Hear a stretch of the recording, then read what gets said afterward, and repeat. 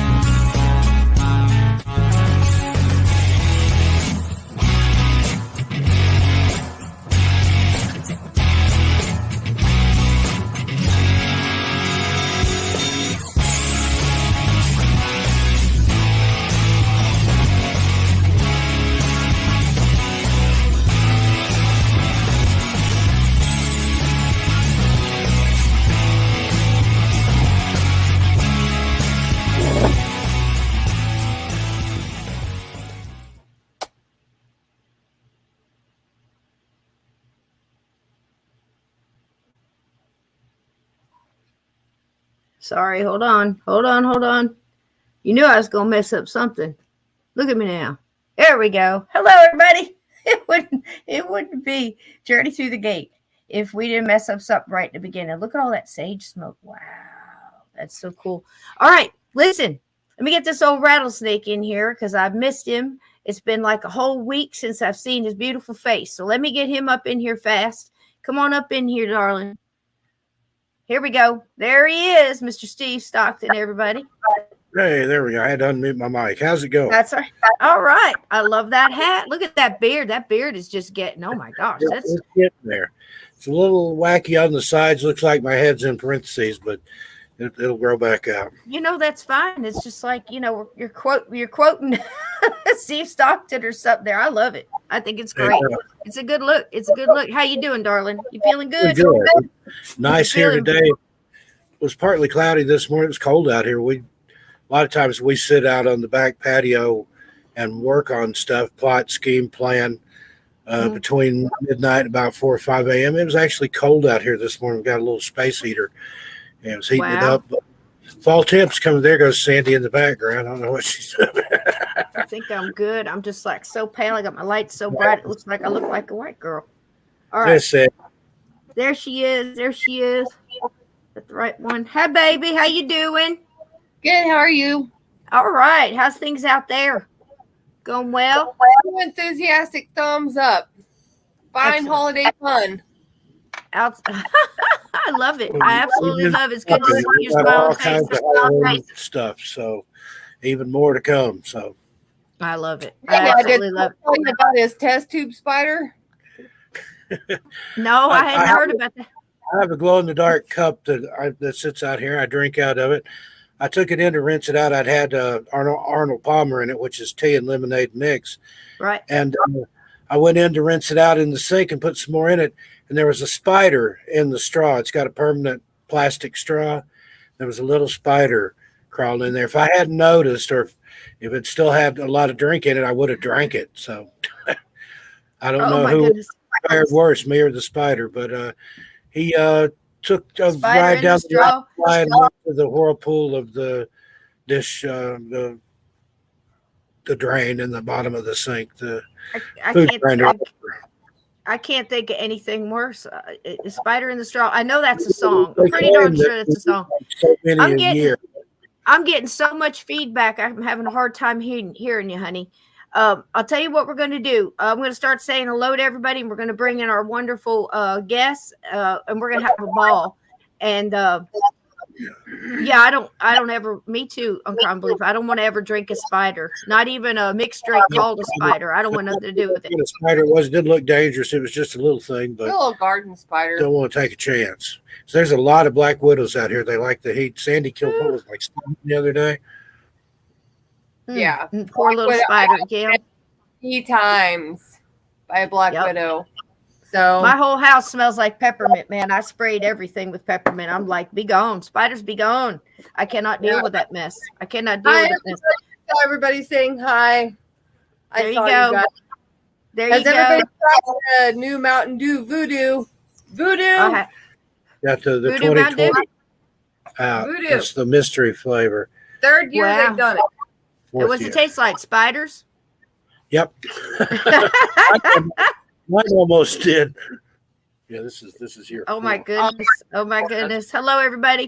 Listen, let's bring this wonderful man in here. I've had the pleasure of being on his show last week, and I just love him. We've been on the show before, and we just couldn't wait to get him back.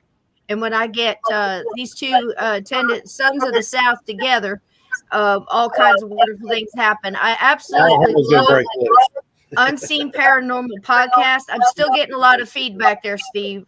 I mean, a shit ton. It sounds like I'm in a tin can coming back at you. A lot of feedback. Yeah, a ton of it. Here and I'll see if I can click the echo thing. But let me get Eric in here before he decides to run away after seeing this catastrophe starting out here. I've been messing up since it started. But we love him. His name is Eric Freeman Sims, and he is from the Unseen Paranormal podcast, located deep in the dark South, aren't you, darling? Yeah, outside of Nastyville, Music City. Welcome. We love to have you back. Yeah, thanks for having me. It's awesome. I love coming on. It's so much fun.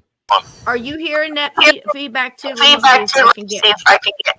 It sounds like you're breaking up, Cisco. But yeah, am I feeding back? Echo cancellation's on. So bad. I think I'm try something here. Where's my voice coming out of? Because that's I think it's coming out of your mouth. We're gonna have trouble. People tried to shut that before, much to their dismay. Yeah, there's a rumble or a breakup or a glitch or something in your voice. I can hear Eric okay. I adjusted mine a little bit. Does that sound better? Yeah, that's a lot better. I'm still kind of hearing my own voice, but not as bad. Yeah, I'm hearing, and I think it's coming out of Steve. Let me see if I can do this. We'll get it. We'll get it. We're all family. Now I'm talking now, and I don't hear it, and I got Steve's mic off, so it's coming out of you, darling. You got headphones? You got a little pair of headphones you can stick in? That'll probably do it. So, Eric, tell us about everything that's been going on. I've got a couple of little things here for you. This is Eric's podcast right here, the Unseen Paranormal podcast. Some of the scariest things are unseen. Boy, isn't that the truth? And you have something else you had going on, I believe. This right here. Tell us a little bit about that. The Southern Gothic pots. Yeah, tell us. So if you're in the Middle Tennessee area or Southern Kentucky, anywhere around that you want to travel and come see us, I've teamed up with Southern Gothic, the podcast. One of my good buddies, Brandon Scheck-Snyder, hosts that podcast. And he does, kind of like Steve does on the Missing Person Mysteries, he narrates stories and he tells the history, true crime, and all that behind haunted places, and then tells you the ghost stories. But he also tells you if they're BS or not. His sister has a master's in library science. And so she snuffs out the stories to see if they're true or not. And a lot of times he finds out a lot of it is true. He's not trying to debunk all of it. That's not the point of it. The point of it is to get down to the bottom of a legend to see what's real and what's not. But we're getting on stage in Gallatin, Tennessee at the Palace Theater. And I will open the show and he will close it. And we're doing our shows live on stage. I'll have a guest with me talking about the history and hauntings of Gallatin, Tennessee. And the Palace Theater, where we're doing the show, is it was built in 1913. It's the oldest surviving silent movie theater in Tennessee. And so it's over 100 years old, and it's very haunted. There's lots of haunted stories. So we'll be talking about the history of that. So we had to have the ambiance of being in a haunted theater. And as soon as you walk through the front doors of this theater, you're transported to like the 1950s. It's amazing. It has the red carpet.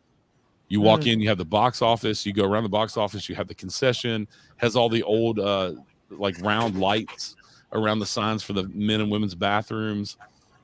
This place, it's so old, it still has the balcony where they, during segregation, that's where, unfortunately, black people had to sit, was in the balcony. But it holds 200 people. And, yeah, we're doing our live shows on October 14th from 7 to 9. It'll be a fun time. That sounds It'll like be a fun interesting. time. First time I've done my show live on stage, so it'll be a lot of fun. There's something about theaters. Do you know the theater he's talking about, Steve? I do. I've been to Gallatin a few times, but I got to ask, Eric, is it going to be a burlesque show? I don't think everybody wants to see me dressed as like Frankenfurter or anything. There's a fan dance or the feather boa or the balloon dance. Who was that? Our lady? budget.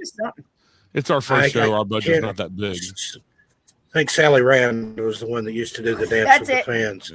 The fans, yeah. Unbelievable. I love that movie that with is Christina Aguilera and Cher, Burlesque. That's amazing. Yeah, I hadn't seen it. Should I watch it? Yes, you should watch it. And if you're ever in Las Vegas, they've got some really good burlesque theaters out there, some real good performers that are true to the old style of it, too. It's amazing. There's a lost art. I've been seeing ads for one coming to Nashville here called Circus Something. That's a traditional burlesque. The bartenders are guys, buffed up guys just wearing vests and hats. And yeah, it's the traditional just a vest and a hat. Yeah, kind of I think it's Circus Something. It's like a mix between burlesque and a freak show. And it's coming to Nashville here soon. My goodness. I think it's called like Cirque du Freak or something like that. I've seen the ads for it. Yeah. It's a traveling show. But yeah, if it comes around, go Black see Ops Mods, man. They're on it tonight. Look there at you this. go. That's one of the best podcasts you'll ever listen to. And Eric's too humble to say anything. But how many awards have you won for that podcast, Eric? No, there's been a few. There's been a few. I knew you were too humble to say. He doesn't know. He just polishes them every night and puts them back on the mantle. And just so many he can't even count them. But it's one of the best podcasts out there. Yep. Thank you. I'm fixing to kick off season 3 this Wednesday, actually. My first episode of season 3. Have a great guest, a gentleman named Ronald L. Murphy Jr. He goes by Ron Murphy, but for author purposes. He's a cryptid guy, but his approach to cryptids is studying the mythology and the psychology behind cryptids. And great guest. We had an awesome conversation the other day, and just a really good guy. I got to meet him at the CryptidCon. Then, unfortunately, Steve had to miss the Dogman Cryptid Conference in Land Between the Lakes. Steve had COVID, so he didn't get to come. But I met Ron there, and he's just a great guy. It'll be a great show. But I'm excited to kick off season 3. So.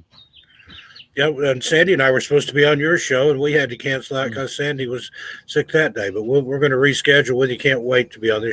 She's from North Carolina, so still kind of in that same region there. We'll have some good Tennessee and North Carolina stories on that episode. And Blue Crossroads is talking what's about, this Paracon here? Yeah. So it is called, I always mess up the name, Phantom Pause and Historic Cause. I will be the featured podcast. It's going to be in Lebanon, Tennessee on October 22nd. Tickets are on sale now. You can go to Medics, the number 4 Paranormal's Facebook page and get tickets for that. I will also be on stage talking, doing a presentation about small town haunts and legends in Tennessee. And I will be featured podcast. I will be right up front. As soon as you walk in the door, you'll see my booth with all my merch and all that stuff and come talk to me. Tickets are only $10. There's going to be lots of paranormal teams from all around Tennessee there. There's going to be tarot card readers. There'll be tea leaf readers, all these interesting people from all over Tennessee. We'll have food trucks there. And I'm the featured podcast for it. So that's lovely. Right on. Oh, man, that's awesome. Yeah, October 22nd. So lots of things going on in October. Gosh, I miss the South. I really do, man. Oh, I I'm really telling do. you, I'm loving it out here in the desert, but there's no place like Tennessee. It's Yeah. true. It's true. Tennessee, Alabama, there's Virginia, there's some beautiful parts of Virginia, Kentucky, you name it, It's absolutely wonderful. And I'll just be to right see back. sure, honey, all the leaves are starting just a little bit to change, just a Yeah. titch, and it's just nothing like it. The last time I flew there, we're coming in a smaller aircraft, and just, you could pick out every part of it going over Tennessee, and all the lakes and the Tennessee River and everything. It's just gorgeous, absolutely gorgeous. But I had a lovely time talking with you. What was it, last week? Time moves so fast. We had a great time. Yeah, I've been pre-recording so many shows. Yeah, I think it was last week. Yeah, I've talked yeah. to so many people in the past 2 weeks. Yep. And see, Eric had a break the night he had me on, because he said, and here's Cisco Murdoch. She's going to tell us some stories. And then about an hour, maybe 3 hours later, Eric said, okay, well, we're good. We're done now. Bye. Nice having you. We were going to go an hour. I think we went like 3 or something, And we had a great time. We were almost 2 hours. And, but I just love hearing your stories and your experiences. And like I told you on the show, I look up to you and Steve, and y'all have taught me a lot in the past few years that I've become friends with y'all. And so, no, I had a blast talking to you. And you were, after we got done recording, Cisco's like, did I talk too much? I'm like, no, because I talk a lot on my show with my guests. And so sometimes it's nice to have somebody that talks a lot. I get a little bit of break. And the crazy thing is, after I talked to you, I've had laryngitis the past week. I wasn't sick. I just had straight up laryngitis. And so I've just today got my full voice back. The deep raspy that everybody likes, I swear I didn't steal it, man. I didn't put any kind of mojo on you or any of that mamby-jamby. I didn't do it. But we had a great time, and we'll let y'all know when that comes out. And I can't remember the stories I told, because sometimes when you're talking about this kind of thing, one thing flows into the next, or it bounces off of another thing, and it moves into another story, and that one comes over into it, and everything just melts together great. And that's just the paranormal. That's the way it is. I think it's all connected. I really do. Hey, Sandy, how you doing? Steve lost about 75 pounds in about 2 seconds. Did his hair all up? Look how fast he is. Quick changer. He's quick changer. But it was lovely, and I know Sandy and Steve have been doing a lot on their podcast too, and they've got stuff coming up for Halloween. Everybody's trying to get something extra for Halloween. I've just been playing a little music beforehand. They've got this great thing on StreamYard where I can download a little bit of music and put something up there, and I found that it really gives people a good 10 minutes to come in, and I've got these wonderful mods and gatekeepers here, and everybody's saying hello to each other and talking about their day. And it's just a really nice thing to have. And then the show starts, So tonight I put a little bit of little creepy Southern music on to get us in the mood and all. But I don't know if you saw me, but I was dancing. Were you dancing? The dancing cat with the kitty? going back and forth. Yeah. It's fun. We love it. Well, I'm going to give you guys back to Steve. Okay, sweetheart. Love you, baby. Love you guys. Talk to you soon. They've been hearing voices in their house. They've got, I think, a little boy and a lady there.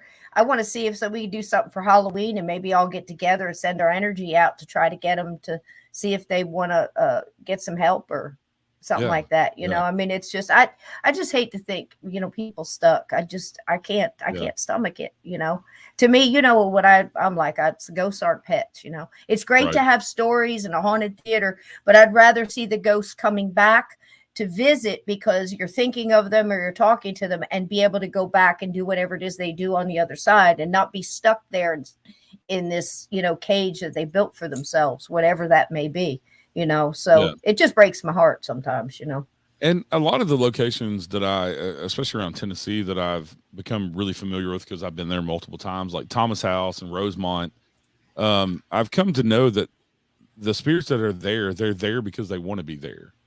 And it's because it was their home, it was their happy time, and that's where they want to be. And they're not necessarily stuck or trapped.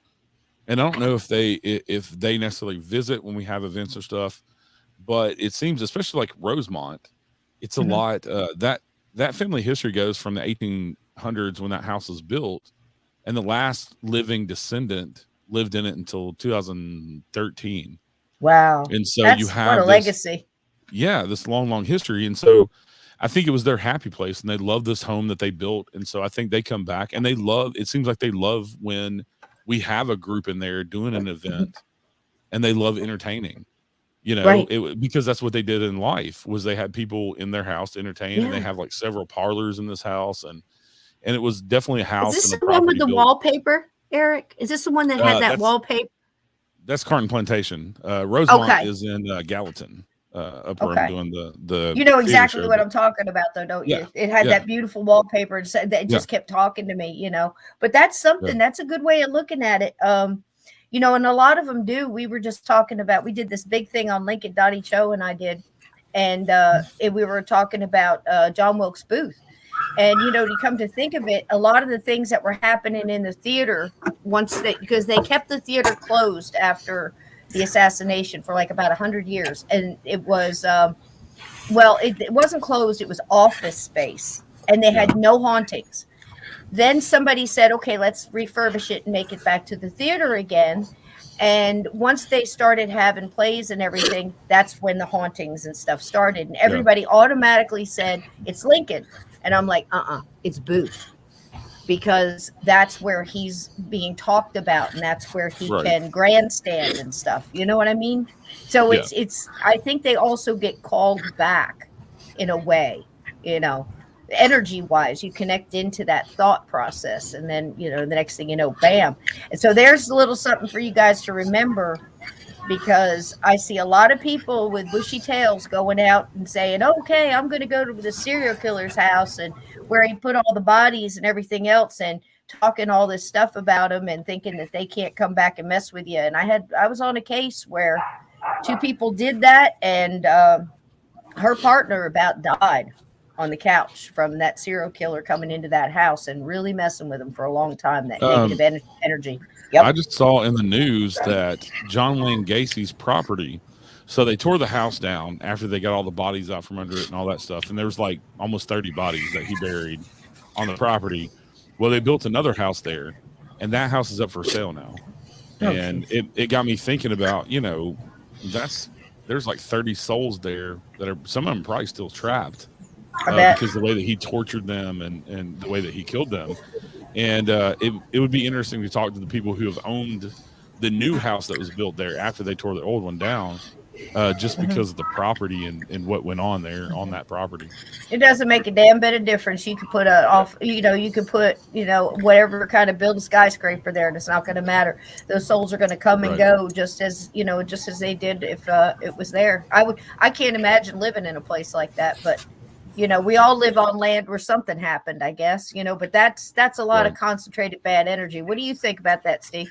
Oh, absolutely. It's like in California there in Benedict Canyon, where the Sharon Tate murders took place. They razed that to the ground, built a new, nice, modern house there. But the guy that lives there now's had all kinds of experiences and stuff. He's opened it up for investigators and things to come in, and the spirits of those people are still there. Yeah, and that guy even talks about Native American spirits from where that land was Native American before, and he's even seen full body apparition Native American spirits outside of his window. And like Steve was saying, that house on Osceola is completely gone where the Tate murders happened. But this guy, his house is, I think they divided the property, and so his house is only on one half of the property. And he, has all this, and they've even got EVPs of Sharon, what they think is Sharon Tate, and some of the other Folger. What was her name? Yeah, she was the heiress. Abigail Folger. Yeah. J.C. Bring, Wojtek Frakowski, and I think there's one more.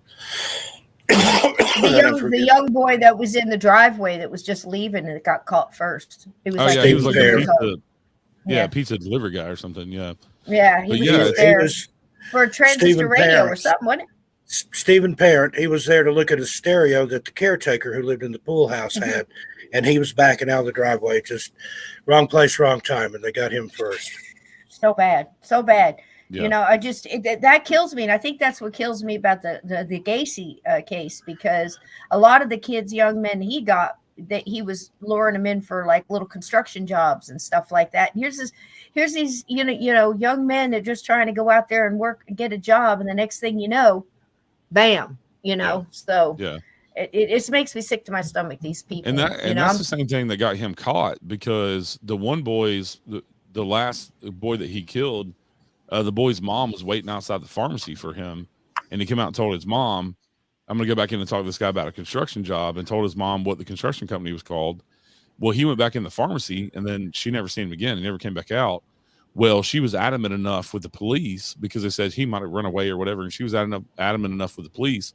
He was last seen with this guy, this construction company that he was supposed to be getting a job with, and that's when they went to Gacy's house, and he got caught. God bless her. That.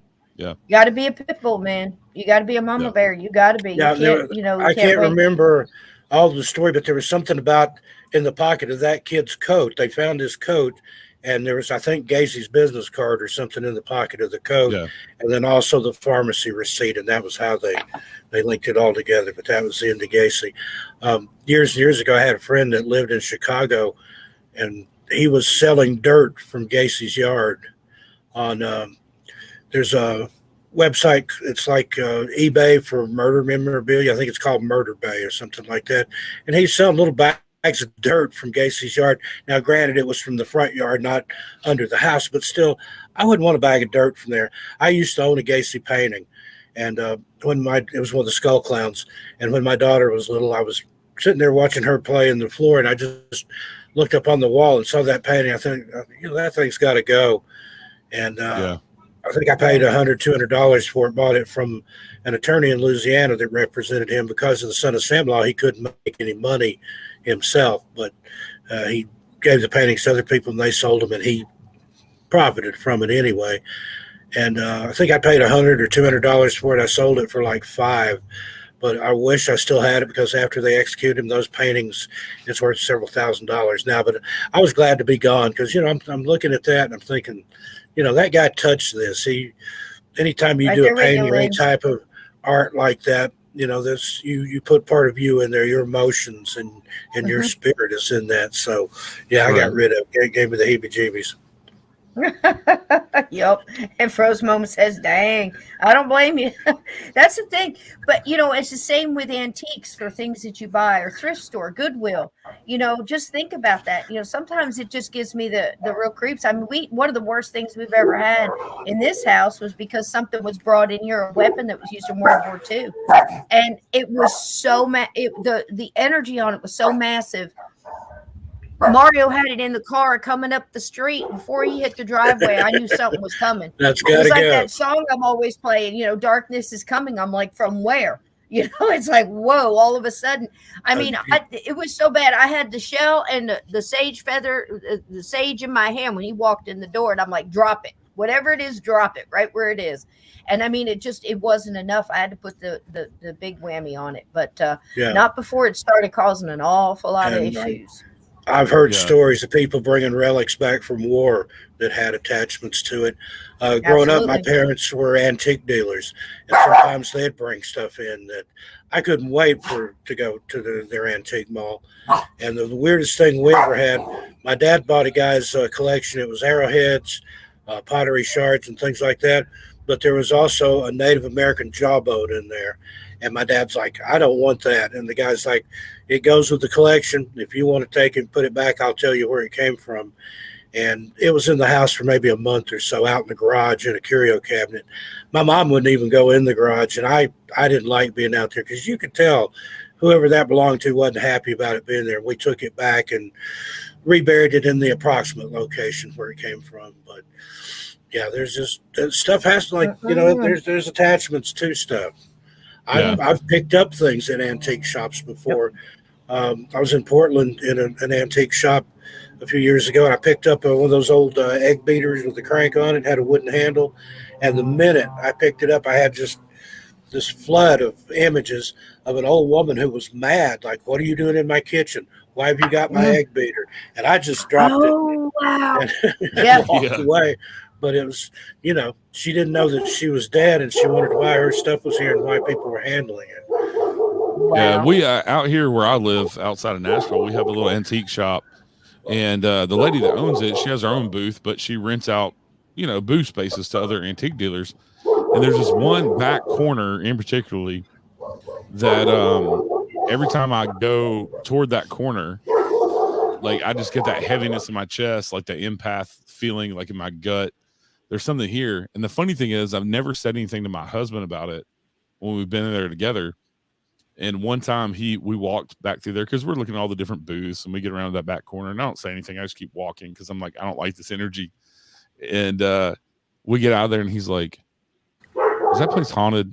Because he's learned to trust my empath. And I'm like, yeah, there's something in the back corner. I don't know what it is. I don't know if it's an object or, something in the building. But I thought it was funny that he picked up on it. And he could give a shit less about the paranormal period. But the fact that he picked up on him, like, yeah, there's some major energy going down there, and I don't know if it was an object or because every time I've been out there, it's been the same. But some of those objects stay in there for a long period of time before they sell them, and so it might be an object, it might just be the building itself. But it was in one particular corner that I always feel it when I go out there. Incredible. There's another place like that in Portland called, it's either the Gold Door or the Golden Door, and they had different artwork and things from around the world. And in one back corner, they had a lot of stuff from Africa, and they had this one little statue that I got the weirdest feeling off of. And I eventually looked it up, and it was what's called a nail fetish. It was a little hand-carved statue and had probably 100 or more rusty nails driven into it, and it was used to put a curse on somebody. And I didn't know that at the time, but I just thought, I don't want anywhere near that thing. And then when I found out what it was, I understood why. Yeah. Yeah. Mm-hmm.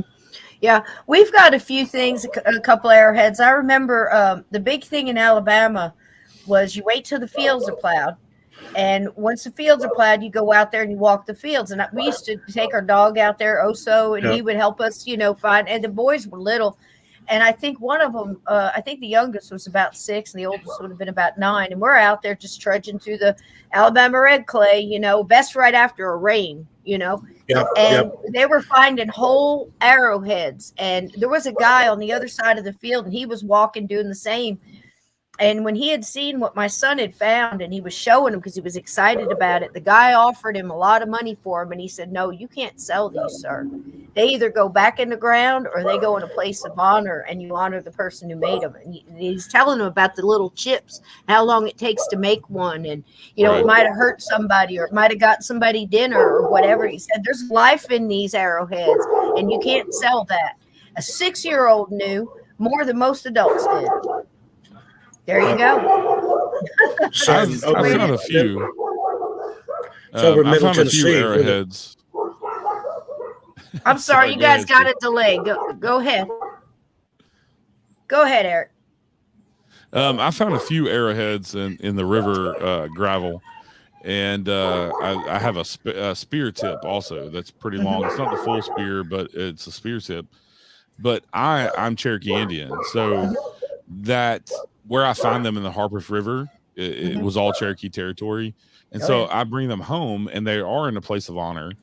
And it's where I keep my abalone shell with my, it's not necessarily an altar because I'm not any sort of witch, but it is kind of a little altar with the abalone shell and with my sage and the feathers. And then my arrowheads and the spear tip, they're all up there. But I think the reason I haven't had any issues, is because I think that's my ancestry. And so, and not saying that, and it's probably the way you handle it as well. Them. Yeah. Yeah, it's because I revere them and I respect them. Yeah. It is. What did you want to say, Steve? Oh, I was saying it was that way over in Middle Tennessee near Jamestown, where the family farm is. There's 900 acres over there that backs up against the big South Fork National Recreation Area. Same thing. Wait till they plowed the field. Then after the first rain, go walk the field. We found whole arrowheads, spear points, even little bird points, little tiny arrowheads. Yeah. Although I've since heard that those were actually made by the was it one day to Sunday, the little people. So who knows? But my dad were Cherokee on his side. His great grandmother was full Cherokee, and they were given a place of reverence in their home. He had them framed and put in. It had like a circular pattern with a big one in the middle, and and smaller ones and going out and stuff. And they hung in a place of reverence, all the ones that he had. So it wasn't just collecting or anything. It was, in a way, sort of not ancestral worship, but just acknowledging the ancestors. And that flint napping, I had a book on how to do it.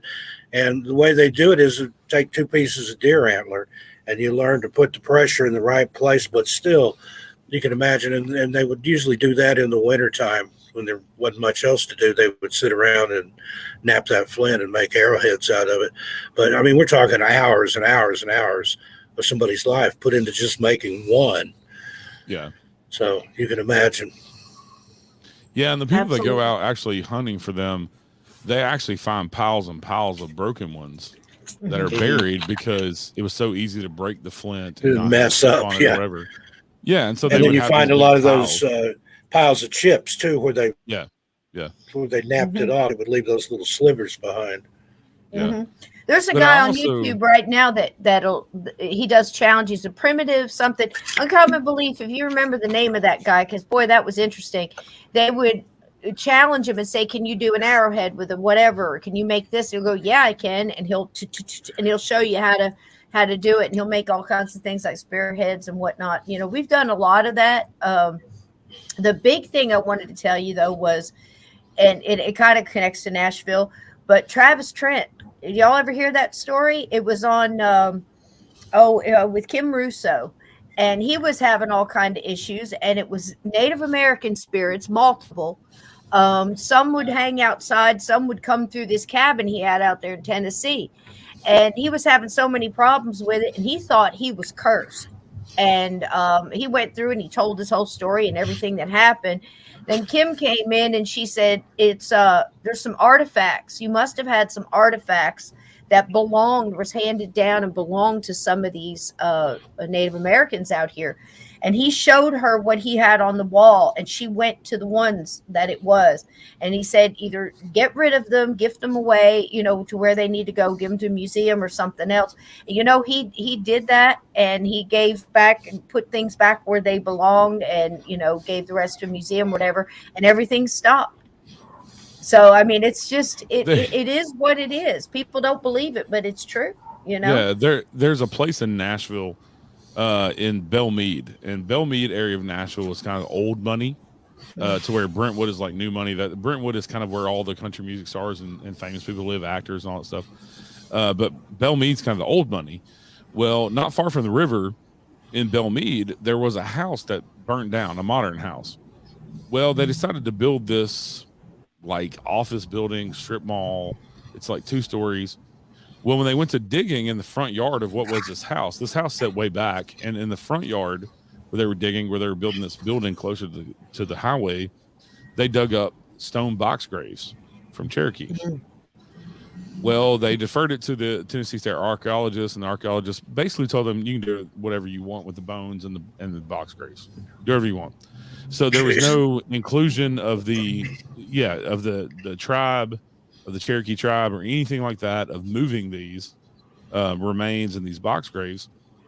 And so every time I go by there, going into Nashville, I'm like, I hope the hell you're haunted. I hope that whole fucking building is haunted. I hope the natives, because there's a preschool in there. And I'm like, I hope it terrorizes every little rich kid that comes in there, because that's what the hell you deserve. Yep. And I do. Every time I go by there, I just shake my head. It makes me so mad that because it was 4 or 5 different graves there, and they just desecrated them and just moved them. I don't even know where they moved them. And some places it's just the opposite. I know in Townsend, Tennessee, up there near Gatlinburg, they were widening the road, and they started finding native remains. They stopped the whole construction project for I think a year or 2. Let the archaeologists come in. They took those bones out of there, and then they reinterred them. I believe it was down at Fort Loudon at the Sequoia Museum. There's an Indian mound at one end of the parking lot. I believe that's where they put them. But they estimated there's the remains of about 300 people, I believe, in that. Well, for whatever reason, Nashville's going through this whole thing of we'd rather have bachelorette parties and tourists and to hell with your history. We're going to tear it down and build shit, and we don't care about the history of Nashville. And Broadway, where everybody wants to go, luckily that's the tourist spot, and those are the oldest buildings in Nashville. The rest of them are getting torn down, all these historic houses, to build these 30, 60-story high rises for Amazon and Oracle and all these other big companies. And so it's Crazy. just, yeah, it's ridiculous. They have no regard for history whatsoever. Yeah, when you start messing with that, that kind of history, I mean, especially Native American or any thing like that, I would say Native American even more so, because they're more attached to the land and the old ways and the curses and everything else, And it's not always just the Native disgusting. Americans either. No. Between Nashville and Adams, Tennessee, where the Bell Witch Cave is, there's a lot of stone fences out there that the slaves put together. Thank you, I'm coming. And there was a time when they were going to go in and tear those down and do something with them. Well, when they started taking those slave fences down, they had all kinds of problems. Their equipment would break or would just refuse to work. And finally they decided, let's just leave them where they are and leave that as a monument to the blood, sweat, and tears, literally, that went into putting those together. So they learned a lesson. In Belle Meade, like I was talking about, part of Nashville, they learned the same lesson. The Belle Meade plantation owned all the land there at one time on that side of town, and there's those stone walls, and they started taking them down to expand the highway and stuff. And then they learned real quick, oh no, we need to put them back up. And there's a couple of spots where you can even still find the old wrought iron horse hitching post that's just off in the bushes because they don't want to move any of it. And so now Belle Meade is still its own, even though it's part of Metro Davidson County in Nashville. Belle Meade still has its own like small government, and so they made a declare. They're like a proclamation: we're not moving these stone fences because it creates problems for us. And so yeah, they're still there, and they rebuilt a bunch of them that they had torn down. Well, I'll tell you what here, James Weston, and welcome in, by the way, welcome in.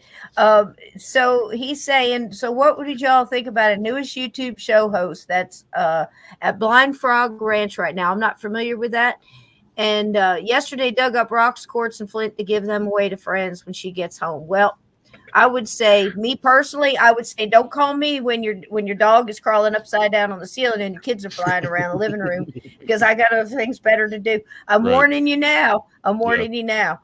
Things do happen, and if you don't know what to do to stop it or to keep it from happening, I've been doing that for years. I mean, like I said, I've been doing this 50 years, and when I got about 25 or so, I started to understand enough to where I could actually speak it and tell people, look, it's like, you can do what you want, but the more arrogant and the more you say that something will never happen to me, like I said, with the serial killer, that's not the only time it happened.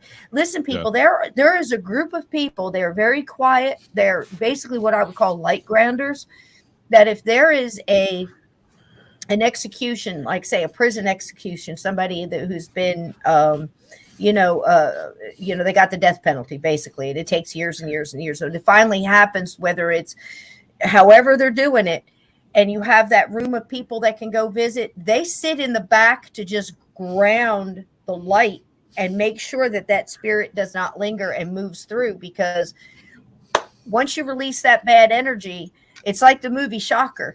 It's like, it doesn't necessarily mean it's gone. And if they're that bad, they don't want to cross anyway, because they're fearing, what's on the other side. So think about it. That's all I got to say. There's another movie with John Goodman and Denzel Washington. And I can't think of the name of the movie. Fallen.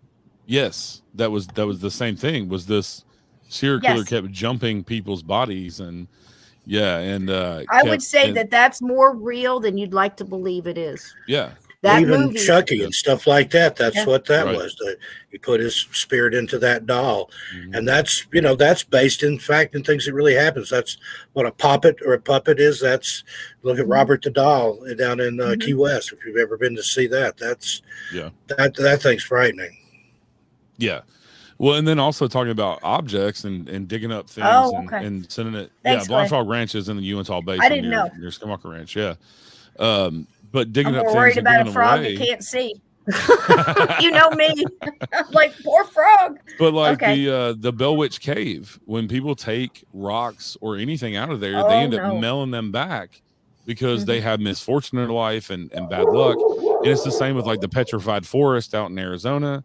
The Park Service gets back hundreds of packages a year where people taking little pieces of petrified wood and they send it back. And there's many other places that are exactly the same. And this is real. This is true. This really happens. This is not conjecture. These are not stories. This really happens. People really send stuff back to the Bell Witch Cave, to Petrified Begging Forest, and many people. other places. Yeah, take this back. Begging them, please, like the National Park Guards or whoever might be there, please put this back. Like that, Steve and I did a show not long ago, Cursed Objects or whatever, talking about the town of Bodie. And same thing there. You know, it's just like this little town that's like a big walking museum because the whole town they just up and left. It's an old gold town out in California, I believe. And people go there and take so much as a nail and then just beg people to take it back. There was a story where these two young men knew there was a piano and their mama really wanted a piano. So for her birthday, they were going to surprise her. And they went in there and stole that piano and brought it to their mom. And about 2 weeks later, they brought that daggum thing back with a note on it and said, "We are so sorry." We should have stole. I know the lady, Chris, that her and her husband own Bell Witch Cave, and she's telling me about that. She's like, even times when we're closed, people will come and throw stuff over the gate with a note attached to it, like, "Please put this back in the cave. I took it. I'm sorry." Yeah. But it happens. Yep, it does. And it, like the Titanic coal and stuff like that. And you'd figure, why in the world would a piece of coal, that was in the engine room, have anything attached to it? Well, these guys were locked down there. They were the first to go. And they take home the coal. The next thing they know, they've got this guy that has a bunch of coal dust or whatever, overhauls. And I still want to do that Titanic challenge. I found a place to buy a piece of coal from the Titanic. Eric, we were going to buy it and put it along with some artifacts and send it around to different people that have different abilities and see what they got. But yeah, one lady had ordered a piece, and a guy in overalls covered in coal dust started showing up first in her dreams, and then he manifested in her house. Yep. I would love to do that, but Eric, the whole basis to the thing was we thought it was really interesting. We were going to do it about 9 months ago or so. Steve ordered a bunch of stuff, and it wound up in a cargo storage container out in the middle of God knows where, and never showed up. So if we could get that started again, I can end it at the Hoover House, because at the Hoover House, Jim Wyrick and Dave Haney, who live there with. Are involved in the house with the berries. This is great. Hoover House is a great place. You got to come sometime, Eric. We talked about it, but he has pieces of the metal that actually came off the railing of C deck, and once they brought that into the house, and the other spirits, they kind of have spirits there that kind of help control the comings and goings of the ghosts and other, looking for help or messages to their loved ones. Hi, Mulder. Hey, sweetie. But it was of the head of the cooks, like the kitchen. He brought his own crew with him, I think it was about 36 people. And he was in charge of them. And they're talking to the ghost of this man. And he said he will not cross till they go and get the stuck spirits that are hovering like light orbs above where the Titanic is. And he says that some of them are his crew. And he says he will not pass until they go and get. This is a great idea. Let's send the coal around, see if each individual can get something, and then tell them, follow the coal. Follow the box, and we're going to send it to the next and the next and see what they can get, and then wind up at the Hoover House with this man who wanted to cross with the crew. And they've got all kind of little artifacts from Titanic there. It was built in 1912. So I don't know if Eric knows about it, but we were talking about the Titanic curse one night, and the very moment, I mean, down to the minute, and I checked when the 911 call went in. That was the exact time that we were mentioning stuff going on with the Titanic, and it was the Titanic exhibit there in Pigeon Forge the iceberg wall that they have there. It's made out of real ice, collapsed and sent like 3 or 4 people to the hospital. Sure Yeah, did. I was in the chat that night, and I had Oh, just been my. there like 3 months before. Yeah. Yeah. So you know it's true. I mean, Yeah, yeah. I don't know. And Lord Eric, I think we killed Meatloaf. I mean, I just Right. I But, mean, you know, we're talking about him, and then he's gone, and then we talk. Gone, How yeah. many other The- people? Larry Mike from the Storch. Monkees. We Mike talked from the about Larry Monkees. Storch, and but Yep. the next week he was gone. I think we got Betty White too. We didn't talk about the Queen, so we can't blame us for that one. Nope, never. And we've talked about Yoko every episode, and she's still kicking. So She's a Yeah. tough. it doesn't she's work a tough every old time. girl. Well, She's Steve tough says I'm over. gonna go check my P mail. I'll be right back. Okay, honey, go ahead. That's funny. My female. That's funny. Oh, well. Oh, good. Look, here's Carol. We won't talk about you, sweetie. I Hey, never Carol, saw Alexa. you before. We don't know how you doing. We don't And, talk now about we you get to except say- behind your back. Jeanette, how you doing, sweetie? My lovely Lindsay. She's saying here. She's doing And, it for us. Here we go. Donnie, Here we go. Donnie Cho mentioned something that I wanted to comment on there. He said the only thing I've ever taken from the woods was a Penthouse magazine. Now, everybody here that's Oh my. about our Steve's age, got a that's story. pre-internet, Yep. that was just a thing. We used to find adult magazines in the woods all the time. I mean, it'd be With, like- places that we normally played. We were the only kids around there. We knew everybody in the neighborhood. All of a sudden, I remember one time there was an apple crate out in the woods. We moved the apple crate. There was a Playboy magazine under it. And it had been there a while, but we had been there much more recently and it wasn't there. And that was one of those things. It's like there's a porn fairy or something that goes around and leaves magazines for kids to find. But You're then, not kidding, man. I've seen it. I've found two different times in 2 different patches of woods because we moved so much when I was a kid. And absolutely true. Stumbled on a big old stack of, it was a dirty mattress, a twin size, that old blue and white or cream striped blue mattress material. Yeah. And a big old stack. And I mean, 2 or 3 stacks of, which is why I put it in cabin 22, because I figured we have to get that in there. So that's all in the cave there with a. I couldn't tell you how many places I went with my dad and another guy to help survey an old abandoned farm. One time they sold the place, and I was out poking around in one of the old barns or pigsty or whatever it was.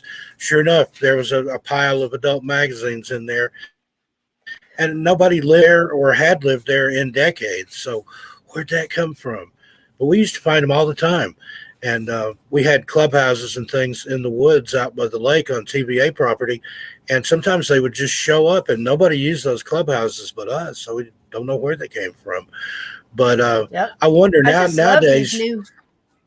Blue changed his what do you call these, icons or whatever? I absolutely loved it. Yeah, there's so many people changing their stuff for Halloween there too. Getting the Halloween oh, the baby, look. I got Sassy. I think this is Mulder's soulmate because they look very. Oh my goodness, they look very similar. Yeah. Oh, but my I wonder goodness, nowadays the kids find USB drives in the woods and take them home and plug them in, and there's dirty pictures. That's funny. I gotta ask Eric now that he's back. Eric, did you ever find adult magazines in the woods when you were a kid? I did, actually. Isn't that weird? See? That is weird. See? The more people you ask about it, male and female, they used to find them. And I don't, again, it's strange. Yep. Yeah, she looks like Mulder. Look. Yeah, that's she's great. a tweenie, and her name is Sassy, and she's a mess. Yeah, I should have done her party trick for y'all. I taught her how to, if I hold her paws up and say, "Show me your teeth," that she'll raise her growl and show everybody do her her thing. teeth. Mario does that to me. Yeah, she's a mess. If he holds you up, you show your teeth. To show my teeth. It's it's a good trick. She's like the small. I have 7 dogs. She's the smallest one, and she rules the roost. Oh wow, that's something. Ain't that just the way? Yep, I have found. Yep, here's another one. Yep, Uncommon Belief. More than once. Yeah. It's one of those things you don't really think about it, but the more people you talk to, you'll find that just about everybody, pre-internet, used to find Playboy, Penthouse, and stuff like that in the woods, just random. Yep. It might be Jeanette. Jeanette says maybe somebody planted in the woods. Maybe they're just trying to catch people, and that's bait, like mousetrap. Yeah, or something. that's one Like theory that I that read. pizza you found. What? Yeah. Remember there that you go. pizza? That was in that wasn't me. It was a friend of mine, but that was in the Pine Barrens. He was up there, came across a fresh pizza just sitting out in the woods. It was still in the box. The box was open. The pepperoni pizza. He said it obviously hadn't been there very long, but who would leave a pizza out there and for what reason? And it was fresh. Another it was still story. Steaming, you said. Yeah, another case that we covered where a person went missing and she was eventually found. She said that she could see people in the woods and they were leaving like donuts and cookies and stuff like that in the trees, like trying to lead her off the trail. Now what's that all about? But I'm sorry, I'm not going to eat anything, pizza or a donut that I find in the woods, no matter how hungry. I'd have to be real hungry. We'll say that. I think Donnie Cho has a theory. I'm not going to follow the trail either because it'll be like Hansel and Gretel. Currency to the Bigfoot is their way of negotiating with humans. It could be. Maybe it is gifts from Bigfoot. And I've often said if there is such a thing as black-eyed bikini models that show up at your door with pizza and heavy metal albums, that's the ones I'll let in. You'll never hear from me again. There you go. People aren't the only thing. Only things that fall through portals. So you're saying that things in another dimension are just taking their used old porn magazines and pushing them through the portal and then just maybe hiding from their moms. You never know. She'll never find it over here. There you go. That's it makes you wonder, was there another kid somewhere? It's like, damn, I had a Playboy magazine stash and it's gone. I threw it under my bed and it disappeared. And they're blaming it on their moms, and it was the portals and the Bigfoot. Put it under the couch cushion and it disappears, like socks in the dryer and things that go in the couch don't come out. I know it sounds like a sick idea, but I guarantee it would sell if they put out a magazine of Bigfoot porn. I'm just saying, it sounds sick, but think about there are some paperbacks. Beat me to it. There are some paperbacks on Amazon. They're fictional stories, but the title of one of them is Taken by the Bigfoot. So that's where it leads to. But there is cryptid porn on Amazon. It's funny that you mentioned that because I just posted on my Facebook page the cover of one of those erotic Bigfoot books. No. Because I was like, what the F is this? And it's gay erotic fiction Bigfoot, Sasquatch. So slash heard it all. You can go on my Facebook pages for the Unseen Paranormal podcast and see that. It's real. It's completely real. You can find the author and everybody on all of it on Amazon. Yeah. I heard it all. Everything is somebody's fetish. Yeah. Oh my gosh. Can you imagine? And I've often wondered about that. When these Bigfoot guys go out looking for Bigfoot and they do a mating call or something, what would they do if a Bigfoot responded? I mean, and comes running out of the woods ready to go. Do you run? Do you take one for the team? What happens then? I've even seen them where they're doing the pheromones that are mixed like with ape pheromones and chimpanzee, and like, what are you gonna do? Like, you've seen those videos where deer hunters put the pheromones on, and the buck tries to hump them to death. Bigfoot's just gonna tear you a new one. Yep. Oh my gosh. Well, it's like that lady. I can't remember who it was. Steve probably remembers. That was doing a movie. She was a lovely girl. And she was in this wetsuit thingamajig, some kind of superhero thing. And dolphins were trying to rape her in the water, and the crew was just filming it. And she's screaming for help, and they're trying to. The only thing that saved her was the wetsuit. Everybody thinks dolphins. Let me tell you something. They're smart, but they're some mean bastards when it comes to. I'm not joking. When I lived in Orlando, I had some friends that worked at SeaWorld, and they said some of those dolphins are very amorous, male and female, and they will try to basically mate with the people that go in there to swim with them. Bigfoot tore his pants off. What was he doing to entice Bigfoot? That's my question. Gee, I just don't even know, man. I just don't even know. But I'll tell you what, though, Tennessee everybody's heard this story, and I think I told you, Eric, but that's where I saw the baby Bigfoot. What I say is a baby Bigfoot. Bowden tells me, Sir Brian Bowden tells me that there's another type that has this big, like, pouty lip. It's kind of like that's its like resting, normal face where it's got this big pouty lip. But my son and I actually saw him. We went right by him, looked just like that cup. We were going by it, and I felt him before. Yep. And except mine was like a gray, almost had like an elephant type skin, like the wrinkle toughness, almost like a leathery look. But hair, where the hair was, it was dark gray, black, and the lip was gray. Like the inside of the lip, the way it was. But I think it was some a younger one, and just scared because it got like separated or something like that. It was standing in the corn. Yep, standing pouting. Right. It wasn't a resting bitch face. It was pouting. It was sad because it was lost. Yeah. Probably. I'm telling you, you could feel it before you got there. I mean, I just felt it. It was more than a deer's going to jump out. It was more than, I was getting a feeling of like, is some, jerk going to run out of the corn with a shotgun and stand in front of the car or something? That's what I was thinking. I'm like, but I've got corn fields on both sides. Anybody that's ever driven in the South, it's high corn time. You can't see anything but corn. And it's like that up north too, Indiana, Ohio. I got lost in a cornfield in Indiana one time, and I was just waiting for Bigfoot to jump out. And then I've got a story in, I think it's in the first Strange Things in the Woods, about a kid that was lost, and a big black dog guided him out of the corn, and he was standing on the side of the road trying to figure out which way to go. His dad and his uncle pulled up in his uncle's car and picked him up. And they're like, we've been looking for you. And he said, I was really lost, but that big dog helped guide me out. And they're like, what big dog? And he said, the one that was standing right there beside me when you picked me up. And they're like, there wasn't any dog there. So you hear stories of these black hounds. It's real popular in the UK, but they're usually harbingers of doom or something like that. But that's the first story I've ever heard where one actually helped somebody. But nobody saw it except for the little boy.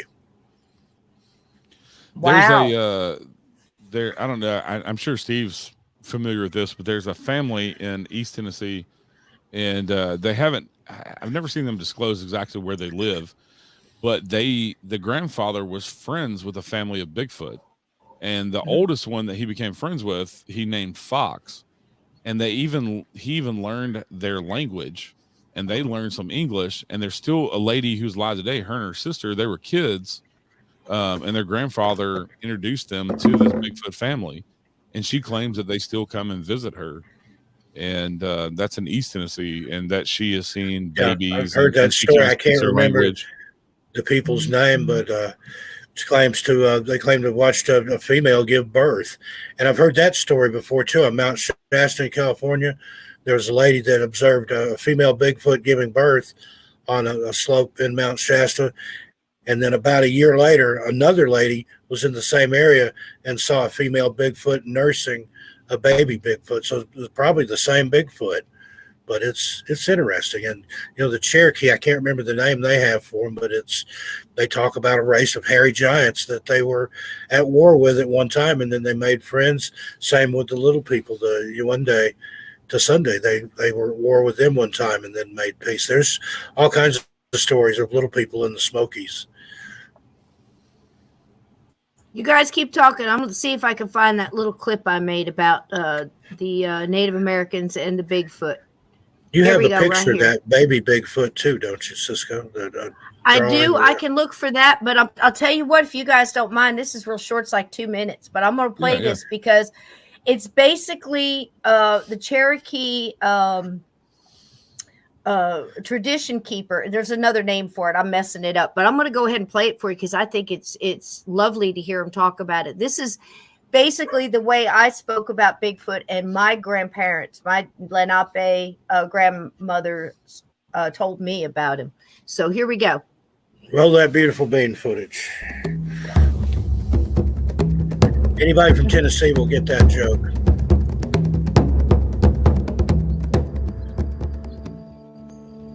There is a vast area, natural forests that people have never seen before. And our elders have told us that there are there were beings that lived in the woods.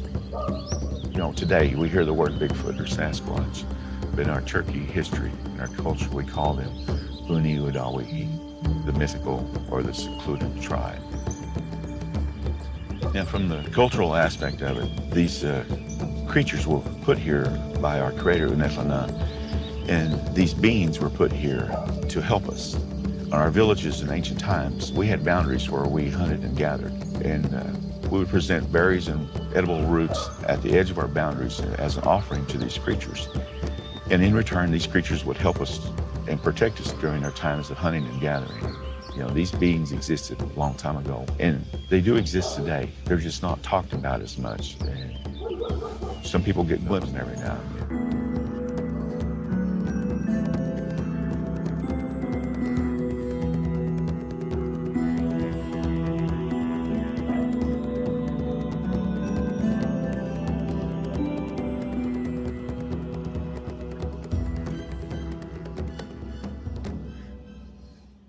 There you go. It's just a little something. It's Cherokee culture keeper. I absolutely love that. Keep the culture alive. And, there's been many a story I've heard of. I called it the Giving Rock in Cabin 22, but it was basically they picked a spot that was on their edge, their boundary. Okay. The people respected that boundary, but they would put gifts on there, and then those would be gone, and then something in its place, like a special gem or a walking stick or something else from the wood, and just trading stuff like that out of respect. And that's the way, it's continued. And I honestly still believe that they're on a different frequency. I think that's why you always get the blurry, and I think it's at will, very much like almost like Predator, but not as intense. But I think they can go in and out of these dimensions almost at will. At least some of them can. And that's how I was taught when I was little. Incredible, huh? Yeah, I think the Bigfoot and cryptids in general, I think, can be probably multiple different phenomena. Mm-hmm. I think with Bigfoot especially, there's probably still some real breeding populations that are small, and they're in these places like the Appalachian Mountains or the Pacific Northwest, where these vast, this Pacific Northwest is like 68,000 square miles of nothing but forest. And so, but also at the same time, maybe some of these, when the Bigfoot just disappears right in front of in a hunter's face or whatever, they're watching them just go. Maybe that's a time slip of, Gigantopithecus or something like that lived a long time ago, and we're just, they just slipped into our time for a moment or two. And also like an interdimensional aspect, like you're talking, Cisco. I think maybe it's just like the missing person mystery stuff. I think there's lots of different phenomena that can explain it. And I think even in the paranormal with like ghost, we have, everybody's familiar with like residual hauntings and then intelligent hauntings, but I think you also throw in time slips in there too, and things like that can make a lot of sense. And I think it's a lot of the phenomena and a lot of theories that we think, I think, fit a lot of these different topics. I think it's a mix. I don't think there's just any one thing. It's a lot of different things. Yeah. But there have been people that went missing that were found, and they would either think they'd only been gone a short time when maybe they'd been gone for weeks, or there was one girl that they found, and she'd only been gone a few hours, and she said, no way. She said, I saw the sun rise and set several times while I was out there in the woods. So time slips, glitches, something. There are things like that happen. When I saw a story of I think it was a biologist in the jungle in South America, and he went into what he thought was a time slip or some sort of like pocket dimension to where he could still see the fire tower and the people on it. But when he yelled for them, they couldn't hear him, even though they should have been with the earshot. They couldn't see him. Gosh, and he disappeared for like 8 hours. And finally he made his way. He said he kept walking in circles and kept coming back to the same place, even though he should have been walking toward the fire tower. He would always end up back in the same place. And then finally he got out of whatever he was in, this time slip or dimension issue, to where he finally yelled and they heard him on the fire tower and come down and found him. But he's like, I didn't get without of, eyesight and earshot of this fire tower, but he was missing for 8 hours. But he remembers the whole ordeal. Yeah. There's other cases like that where people could see the rescuers and they're calling to them and waving their arms and stuff. And it's like they didn't see me. And I was, maybe across a heavily wooded ditch or something. I could see them. I could hear them yelling for me. Why couldn't they see or hear me? Yeah. It's like there was some kind of veil or something there that they were on the other side of.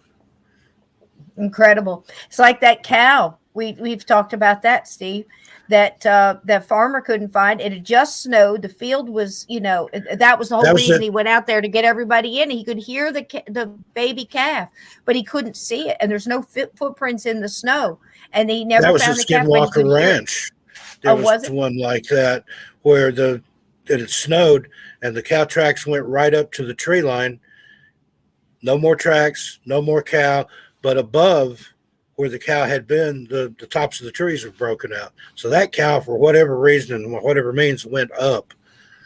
Oh, unless they've learned to fly, something took they it. could be. But if you think about that, though, if cows could fly, what would umbrellas look like?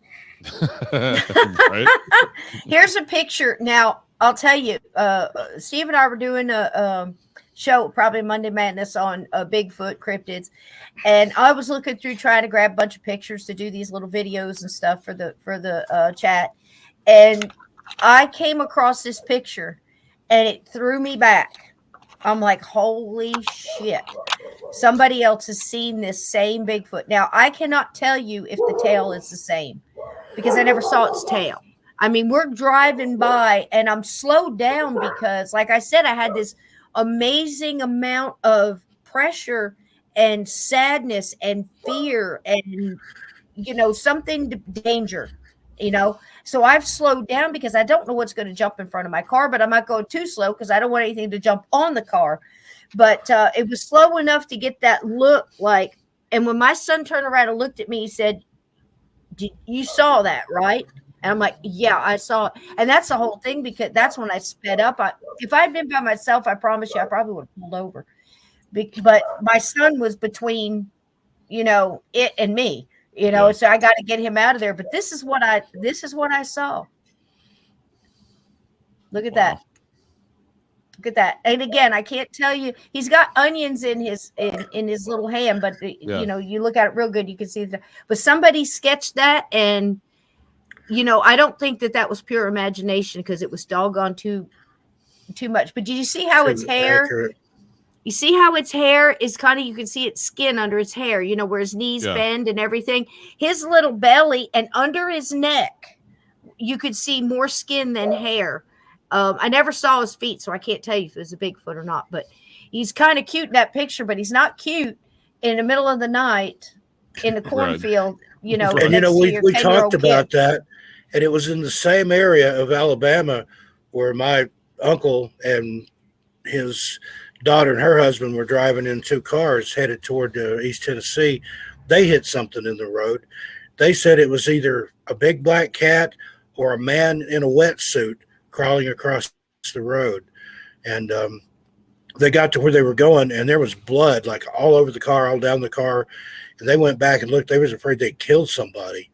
And went back. There was no place anything could have went. They didn't find any evidence of anything other than the blood on the car. And they watched the papers for a while to see if anybody went missing or if a body was found. But, what on earth was that? They said it just suddenly it was in the middle of the road. And my uncle hit it, and then the car with his daughter and her husband behind it saw it. But same area, same roughly the same area in northern Alabama. They wouldn't even notice you, AJK, not at Walmart. But you'd have to go through the self-checkout. I'm hearing now that they're making people at Walmart unload the trucks and stock the shelves now. Yeah. If you want to get you some toilet paper, you got to go in there and get it out of the crate. I heard sure that's a rumor, but I don't doubt it. Between now and Halloween, Walmart's giving away free pumpkins to anybody that can run faster than security. Oh, there you go. There you go. Everybody go to Walmart tomorrow and get your free pumpkin. Grab a pumpkin. Just don't get caught. They're prosecuting the hell out of people, especially our way. don't open a soft drink before you pay for it because they will prosecute you. They've gone crazy here. That crazy. Oh, in Tennessee? Really? Yeah. Yeah. Wow. I don't know. Are you familiar with that? Because Steve and I have talked, and a couple of his stories of cryptids and strange things found, and of course, other strange things that often happen. You be careful what mountain you go to the top of in Alabama, and I'm sure it's the same in Tennessee, because you're only going to get so far, and then you might not come back down. And I'm not joking. It's like Bigfoot's not the only one that appreciates boundaries, and I have nothing but respect for it. Nothing but respect.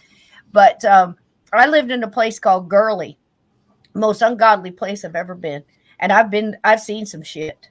And I mean, this place, it was more churches. It was a church every block, but every church. God bless you if you live in Gurley. I'm sorry. I'm sure it's changed since then. It's been about 25 years, but it was one of those places where you went and you just knew something was up, but you weren't sure what it was. And they had all these caves, that I'm starting as I'm living there. I'm finding out all these people. And I used to have this backyard neighbor. Our fences were, I'd always see him in the backyard. Such a nice guy. But every time he'd see me, he'd come up to me in the weirdest way. I promise you, his name was, I can't remember. It was Glenn or something. Mr. Glenn. And he'd come up to the fence. He goes, "You and your family ought to come to our church. You need to come to our church." And he'd say it just like that. And I'm like, holy shit, I'm in the twilight. So it was the way he said it. And it would always be the same thing. I don't care if he said it yesterday. He'd come, saw me the next day, he'd say it. And I had a little garden out there, so it's happened often. So finally, one time, after about 6 months of this, I'm like, screw it. We'll go. Why not? Take one of the kids. And it was a real Southern, I think it was like Church of Christ or something like that. And it's the one where they sing and they go, they do that, but it's so dry. And then they sit back down. And then the guy gets up, and then they'll get back up, and I'm like, holy shit, there's going to be a sacrifice up in this bitch. Right.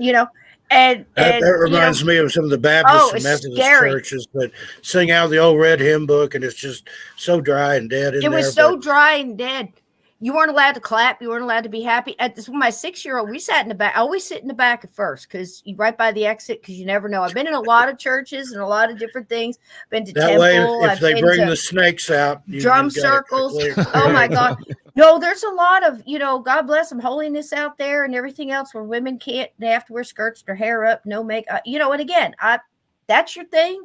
I'm not dissing you. I have nothing but respect for people who can follow a standard, and that's cool for them. I have nothing against it. I just don't try to drag me into it, because, burn me at the stake. And, so yeah, there was a lot of that with the rattlesnake wrestling and the drinking of the poison and stuff like that. I never went to one of those. I've met some people, and they were just lovely people. It's just doing their thing. But out there was one of everything. And in the caves, I started hearing through the police and stuff that they're finding all the sacrificial caves and all these, things going on. And they've got Satanist teenagers and stuff going in there. And, that's just, and it's sad. They're leaning on an old Pepsi machine, drinking a Mountain Dew, saying, it's just the Satanist kids up there. They're sacrificing something. They'll come down a mountain and we'll grab one or two of them. Every once in a while they get away. I'm like, excuse me, what? And I said, you know about this? He goes, yeah, you can't stop them.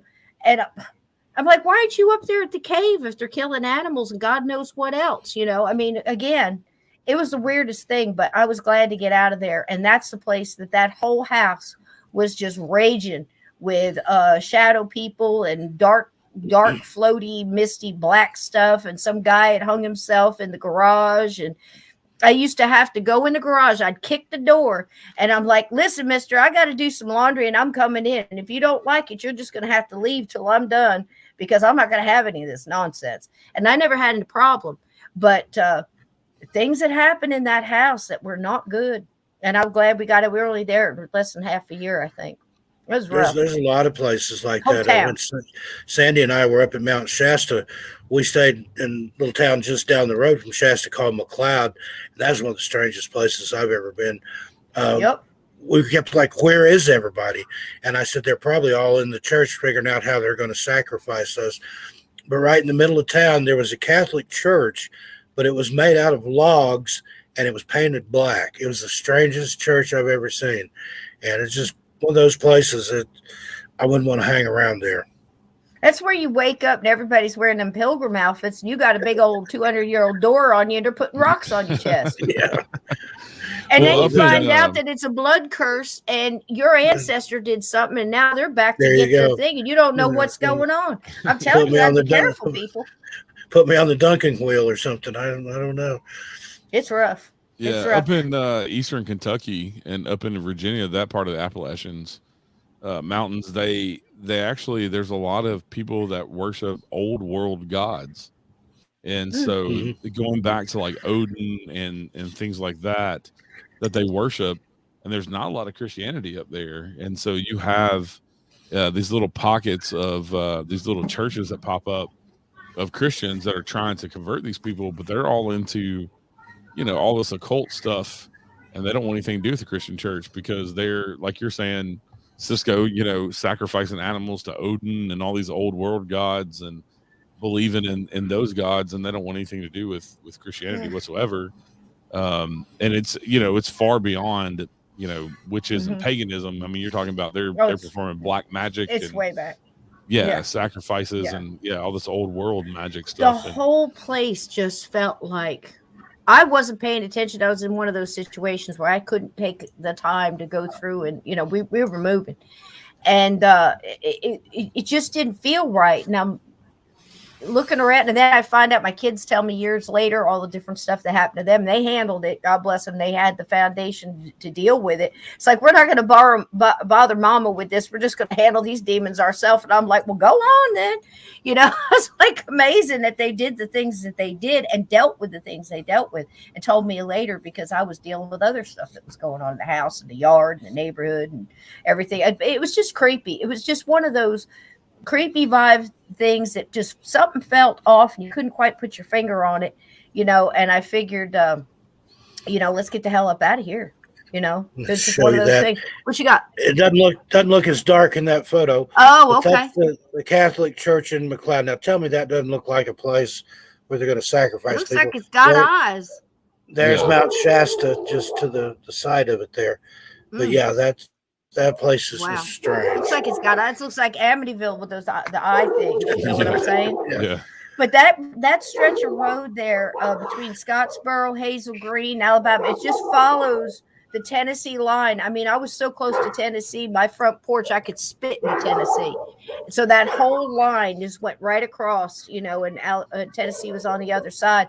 Saw so many things. This one thing jumped in front of my car, and it looked like a rabbit, the back, like a body of a rabbit, but the legs in front were more like a cat because they were too long. And it just ran into the street and sat there. And it was rounded almost like a duck's head would be round, and ears that hung down. And it had this like platypus looking bill to it. And I'm talking on the phone to one of my sons because I'm coming home from the bar. I was a bartender. It's late at night, like 2 a.m. And I'm talking to him and I'm like, holy shit, something just ran up from I don't know what it is. And you'd creep up, get closer because it's not moving. I'm trying to go around it and it turned and it looked at me. And I was like, oh man, the feeling I got that just rushed over you when that thing looked at me. I have no clue what it was. So many things Steve has come up with stories, and probably you too, Eric, in that very section. And I almost wonder what the hell happened on that property. Yeah. Well, the story I was telling about the black thing crawling across the road that they hit, they lived in Scottsboro. So that's the area they were traveling through. They were going from Scottsboro to just outside Knoxville, Tennessee. So lots of strange stuff. And there's another little weird community out there on the mountain near Scottsboro called Skyline. I don't know if you've ever been out there or know what I'm talking about, but that's one of those places you don't want to go messing around out there if you don't have any business because you might not come back. Mm-hmm, mm-hmm. Yeah, I consulted on a private investigation for a friend's paranormal team. And I'm not going to, because it was a private home, I'm not going to say what city, but it's a city that borders half the town is in Tennessee, half of it's in Alabama. And I did a lot of the research for them, and I didn't actually go on the investigation, but I did the research for them and got on the phone with the client and, consulting and things like that. But the more research I did of this little bitty town that straddles the state line, it was nothing but murders and drugs, and so many murders for a town of like 5,000 people. It was insane. Wow. And the craziness of the murders themselves, of like cannibalism and beheadings and like just the craziest shit in this little bitty 5,000-6,000 people town. And the closest newspaper, I think the closest newspaper was Birmingham. And Birmingham carried all the stories from this little town because it was all the juiciness of all these murders and stuff. So it's easily found on Google. And yeah, and I was just like, good luck with y'all going to investigate in that little town, because you might not come back. Oh man. But yeah, it's right along the state line, like you're talking about, Cisco. And I'm thinking there was a new road cut, and this is the one that I called the road with no heart. And it reminds me of a story that Sylvia Brown talked. And I know a lot of people think this and that about Sylvia Brown, but if you follow her whole career, it's hard to dispel the things that she did, But she was going through this one place and riding, and all of a sudden she felt this heaviness and this woof, and it's almost like an audible whoosh. And she was almost like she time traveled in time. She saw this fight going on between Native Americans, and she said, it looked like people dressed like a cowboy or, would back in the day, and just things like this going on. And she was actually driving the car through this battle raging around her until she drove to the other side. And I had known that story. And it's really good if you ever look it up. She tells it a couple of times. But that's kind of what happened to me driving down this road. And I was headed toward I was going towards like Hazel Green, Scottsboro. And it's that one where it just hits you hard. And you almost like hold your breath till you can drive a little faster to get through it. And I know there had been something horrible happen on that road. And for the size that it would last, it must have been just this huge battle or a massacre or something.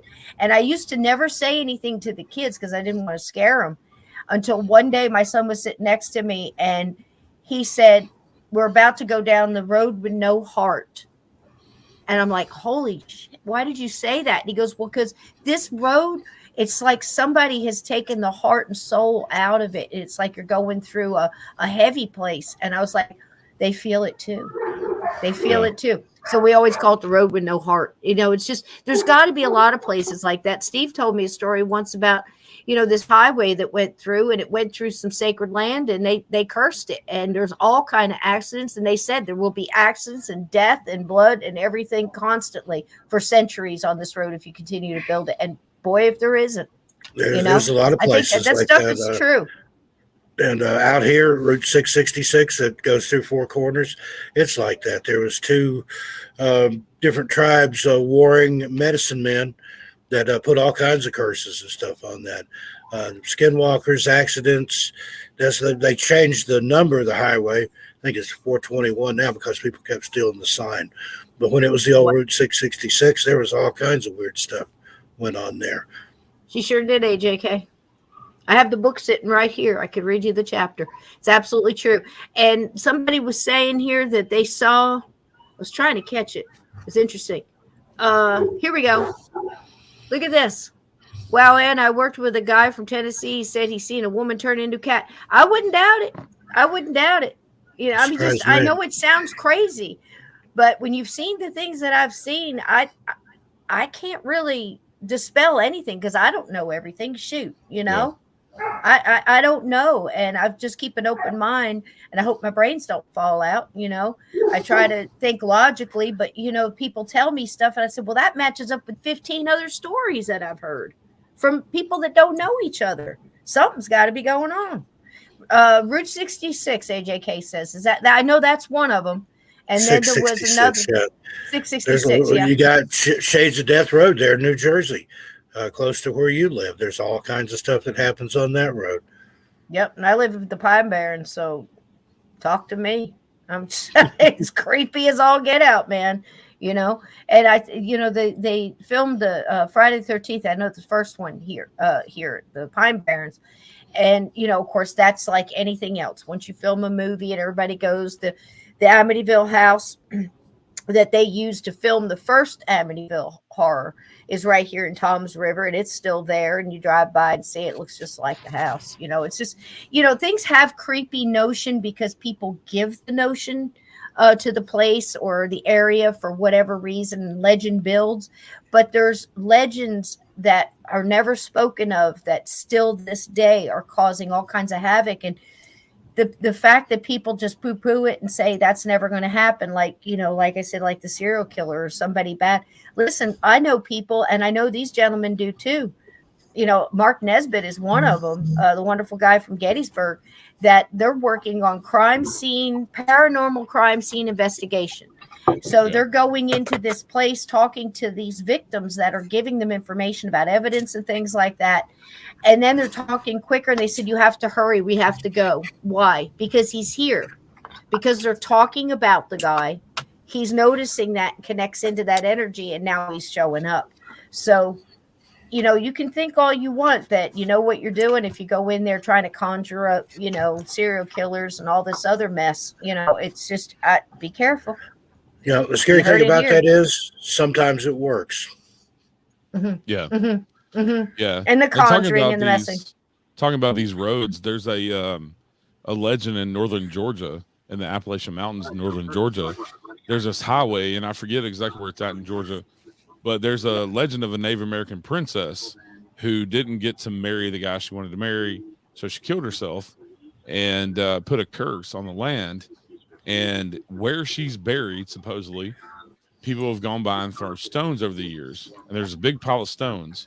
And they actually, when they come in and redid this highway, they started to move the pile of stones, and they had several road workers killed. And so they decided, no, we're going to put the pile of stones back and leave it there. And they built the road around it to where the stones are in like a roundabout. Wow. Yeah. Wow. That's like the trying to go around the rocks to, not disturb the fairy folk. Yeah, they do that's that a lot big in too. some of the Norwegian countries and places like that, the Nordic countries.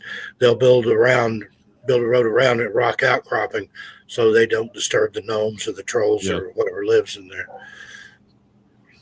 Okay, be kind. Email us, honey. Email us both to see, get both of our opinions on it, whatever it may be. Yep. Yeah, the Rose Mama's talking about Brown Mountain Lights there in North Carolina. That's one of the strangest phenomena. I've been up there a dozen times, and they never fail to appear. And the first time I went, it looked like somebody running through the woods with a fluorescent lantern. And I thought, this is a bunch of hooey. But then the next time I went, I saw it. I was there in the daytime, and where I saw those lights, it's like a sheer cliff face with some trees growing up on some of the ledges. There's no way anybody could even get up there, let alone run through that area. But and they've studied that. There's been all kinds of scientists in there from University of North Carolina, Appalachian State, places like that. They can't find any scientific. First, they tried to say it was like piezoelectricity, things like that, or foxfire or something. But those things, they seem to have be under some sort of intelligent control if they're not intelligent themselves. And piezoelectricity, for anybody that doesn't know, is when quartz comes under high pressure, it actually lets off an electric charge, and that's the piezoelectricity. So in like the mountains, you have all that rock stacked on top of quartz, and so it can spark off light because it's putting out this electricity. They've also used that explanation for a lot of the spook lights they see along railroad tracks. And this one thing I read, it did a study of the way those track beds were put together. And in some of the layers of rock, there's a lot of quartz in there. And they thought that might be a possible explanation for some of the ghost lights they see along the railroad tracks. But I don't know. No. So AJ was talking about the Wampus cat. Yep. The Wampus cat is actually in my book that I'm working on. And there's the story goes from Louisiana all the way up through Tennessee. and there's like 30 something high school teams or college teams that have the Wampus Cat as their mascot. And it's a wide legend and folklore all throughout Tennessee, Louisiana, Alabama, Mississippi, I believe even up into Arkansas and Kentucky. There's another talking about the Brown Mountain Lights out in Chapel Hill, Tennessee, which I believe is in Murray County here in Middle Tennessee. There's Chapel Hill lights, and they've never been able to explain those either. And they appear down the railroad tracks when there's no train coming. And of course, this legend is built up around it about, a headless conductor or whatever carrying a lantern looking for his head. But they've never been able to explain the Chapel Hill lights either. Yeah. And Edna said, "Don't follow the lights." Heck no. Nope. That's true. That's absolutely true. Yep. And a lot of people in the chat are saying they've seen the lights before.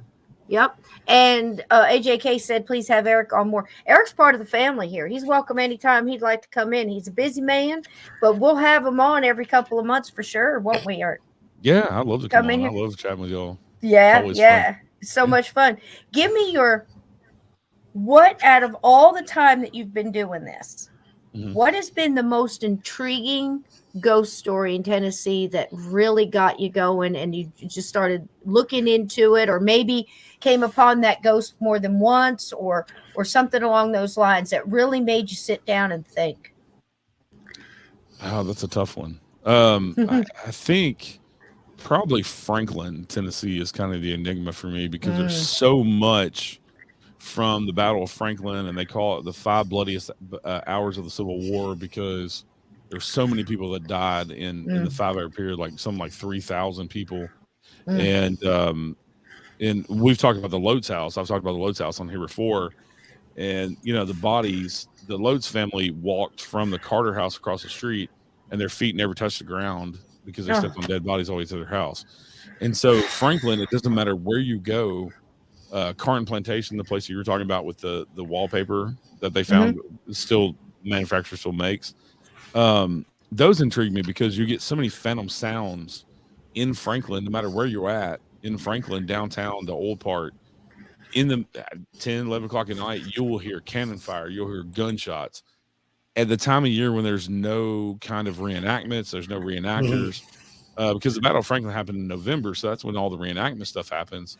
And they're just not shooting off cannons on a Monday night at 10 o'clock, right. And it's not cars backfiring because it's almost like you can go out there every night and hear that type of stuff. And it wows me. And also I've told the story about the ghost horse running through me at Carton Plantation. Tell it again. Craziest experience I've ever had. We used to sneak into Carton Plantation. Always say I don't condone trespassing. There's plenty of places that you can go and not trespass. But we were walking back across the field, and they hadn't mowed the field in a while, and it was about knee deep. And I had 2 of my friends that were walking behind me, about 10 or 20 feet behind me, and they commented at the same time that I heard from my left this horse galloping towards us. What sounded like it was galloping towards us. It's this big open field. There's no horses there. We're in the middle of a modern city. And all of a sudden, I feel this like static breeze go through me. It was one of the weirdest things I've ever felt in my life.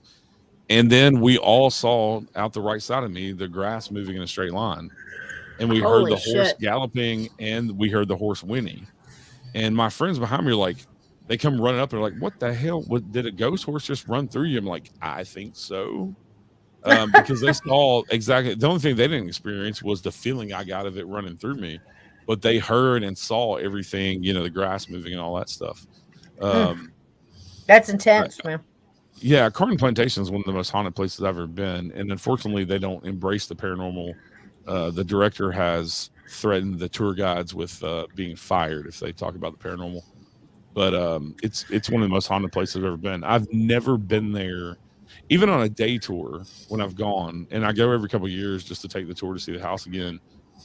I've always had paranormal experiences there. Every time I go, even in the middle of the day. And I'll this is where? Are you Franklin, Tennessee. Okay. Carton Plantation. Okay. It was owned by the McGavick family, which is one of the founding families in Nashville, but they named it Carton because they were Irish.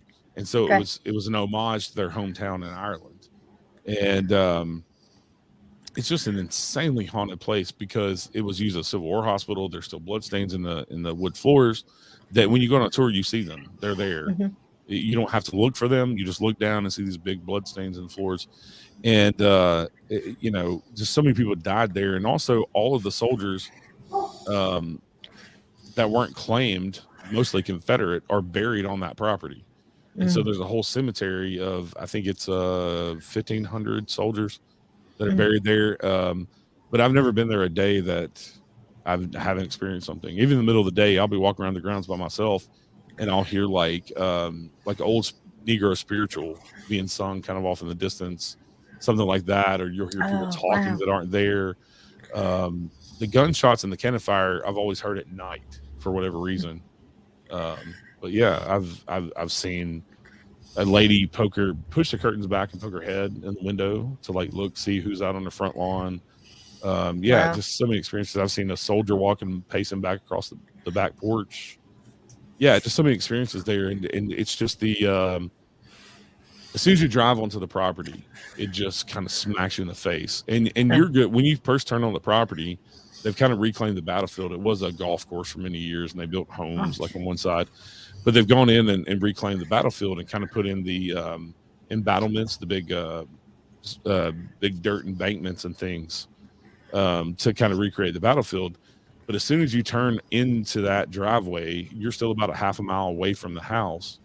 But the energy just overwhelms you. It's a crazy, crazy place. I know the feeling, babe. I know the feeling, you know, and it's just it's so hard to explain to people that haven't had that experience what's going on. I mean, like you walk into any battlefield, we have that here not far from me is Battle of Monmouth, you know. So, you know, a Revolutionary War was all through here. And, you know, of course, I lived in the 200-year-old, at the time it was 200-year-old. Now that's going back to the 60s. So this farmhouse was just, you know, just rancid with stuff going on. And the thing there was a Revolutionary War soldier that I think people took wrong. I think he was angry. He was stuck, angry. He was left angry, you know, things that happened to him.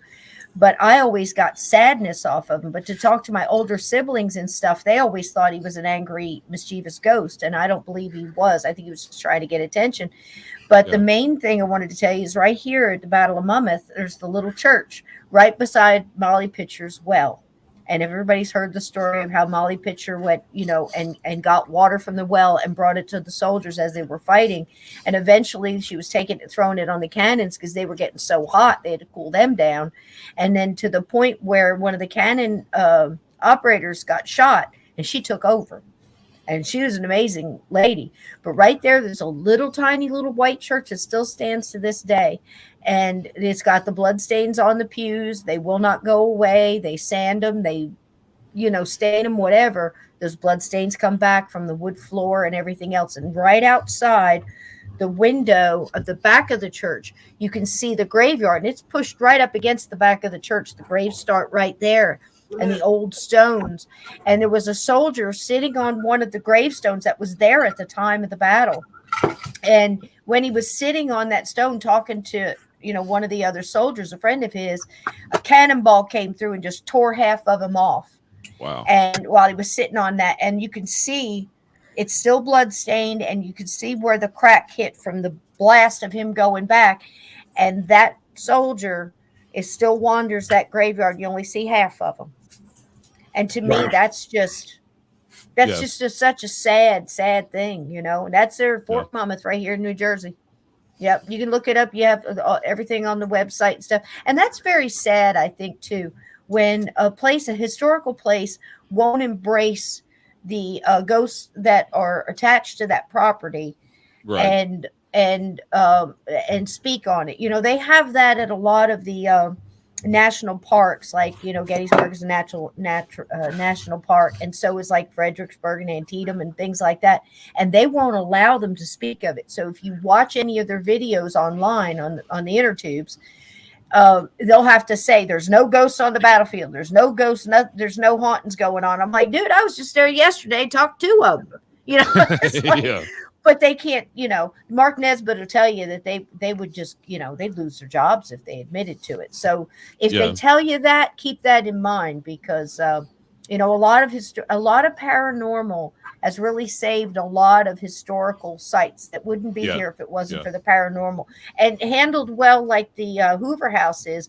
There's nothing wrong with it. And then we saw, there's other more darker places that really, don't handle it with as much care and respect as, like, say, the Hoover House or places like that would handle it. So Yeah. go ahead, Steve. Did you have something on that? Or go ahead, Eric. I'm sorry. Mark Nesbitt was telling me I that love they him. on the battlefield, they even put out a memo at one point in time, the National Park Service, that you weren't allowed to bring an EMF meter onto the property Yeah, you can't now. because That they don't happened this last year. Mhm. well, and they don't understand what an EMF meter does, I guess. But Yeah, yeah, it's I thought weird that was how insane. it's just. Yeah, it is. It is. And if they see you doing anything like that, like you go in with, you start setting up things like, even a small box or whatever, and there are guards everywhere, Yeah. Well, I wouldn't say everywhere, but they're driving around. I mean, we were just going up to a statue, and one of the cars came by and said, "You folks have a nice day now," just like a warning. And it was a very nice way of them saying, "You're getting too close to that monument." Yeah. But I respect that, because look at it. In the past couple of years, there's been so many monuments destroyed, and there's not a lick of any kind of graffiti or anything all through Gettysburg. It's the most beautiful kept battlefield you've ever seen, and right now it's under a little bit of construction. They're getting some erosion, they're fixing it, but I'll tell you, you sit on those rocks in Devil's Den, you tell me you don't feel something, because those rocks remember. And so what we're telling you tonight is absolutely the truth. Yeah. Absolutely. Steve, did you have something on that you want to say, darling? I love your beard. I love what Thank you. this whole thing going on. It's getting there. He's got a little Punisher going on, guys. Look. Yeah. But there in Knoxville, where the Battle of Fort Sanders was, they still hear cannon fire and gunfire and stuff up there on the hill. And there was a ditch that they dug there as a line of defense. And there were so many soldiers killed, they fell in that ditch to the point where they would just run across the bodies. The ditch was no deterrent, and they just filled it back in and left those people there where they were killed. So there's hundreds of bodies in that area under those old houses there. Mm. And you have the Chickamauga with the old Green Eyes, Steve.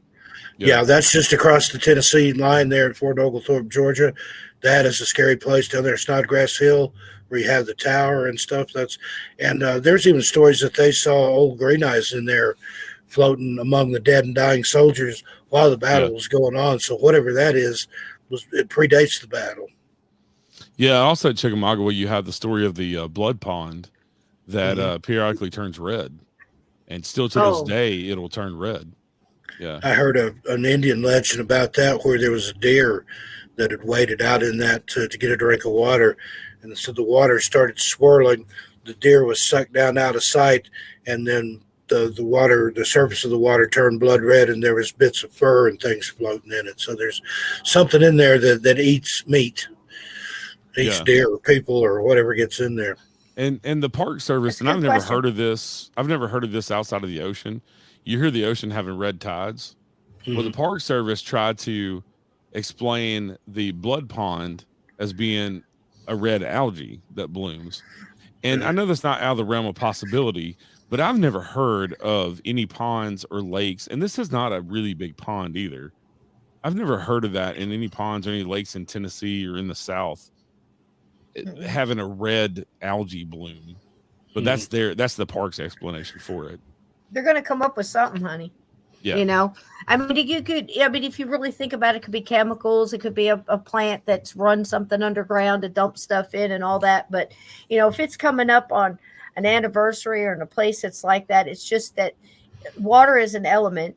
Elements are all part of the earth, and they remember. It's like, I know it sounds funny, but in the movie Pocahontas, the Disney movie, and I'm not a big thriller of Disney, but when she was talking about, the colors of the wind and all of this stuff, there was a lot of truth in that. And I wanted to hate it. I really did. But there was parts in it that made sense. And the wind remembers, the rock remembers, all of these things remember. And, I don't think they want to be forgotten, and they'll find whatever way to come through. Somebody was asking here, why is there no dinosaur ghosts? I can't explain that, but I can tell you, I believe that there's so many horse ghosts that are connected with the Revolutionary War and the War of 1812, at least here, and the Civil War, because gosh, if you look at the Civil War, there was 1.5 million horses killed in the Civil War. I mean, I think there was something like 3,000 alone in Gettysburg. So now if you're an animal and you have some kind of, you can't tell me animals don't know. Dogs know when they're in a dog show. Horses know when they're working and when they're part of a battle, and when they're, doing, they're connected to the person that's riding them.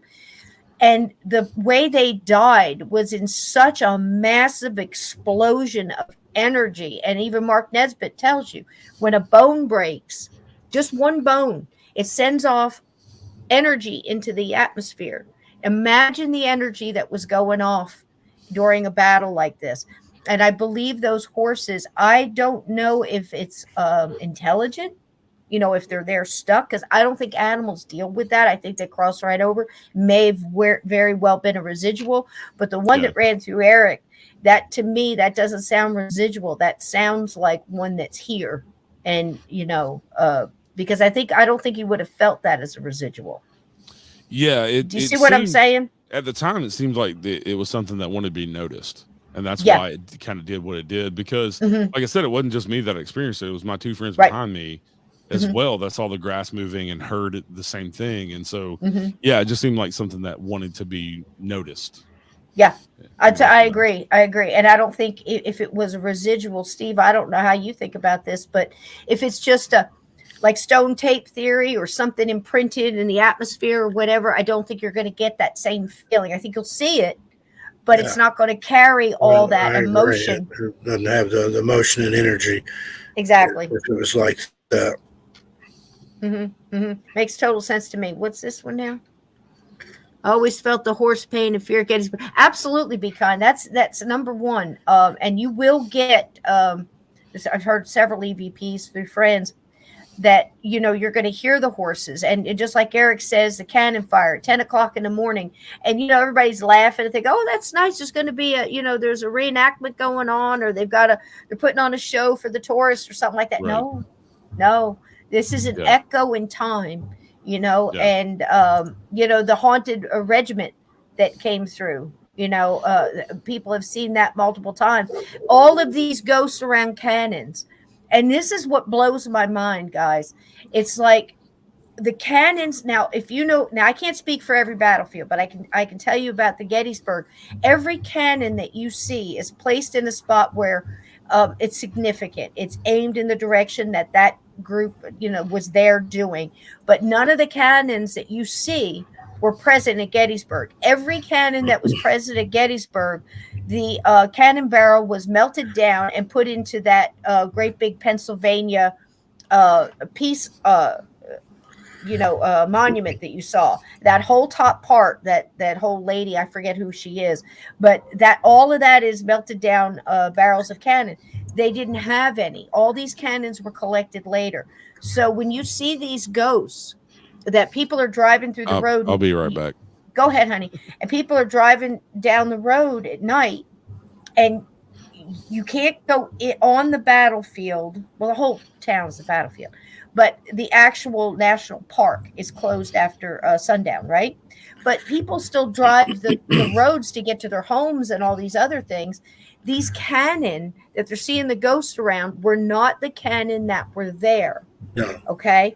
Then you see the ghost react and hide behind the cannon, or climb over the cannon, or run across the road, or go across over a wall or rock fence that wasn't there when they were there. So that proves to me, at least leans on the side for me, it's not residual. Those are intelligent hauntings. What do you think, Steve? Yeah, I agree. If it's reacting to stuff that wasn't there when they were there, then it's definitely in our realm or able to interact in our realm. Absolutely. And one of the ones I'm talking about, there's so many on the internet now because people are keeping their cameras in the car. They have these GoPros and stuff like that where they can get more of it. So you're going to see more of it. But when you see one, look for that information.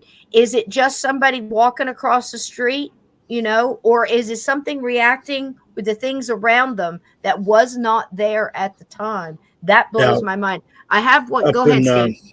Cumberland Gap area, Tennessee, there's cannons up there that are still on the mountain, and those are haunted because of not necessarily what happened during the war, but just getting those cannons up on the mountain. There were lots of men and horses that died just getting those up there, and they think that a lot of the hauntings up there are the people that died getting the cannons up there on the mountain. So you've got stuff like that to contend with as well.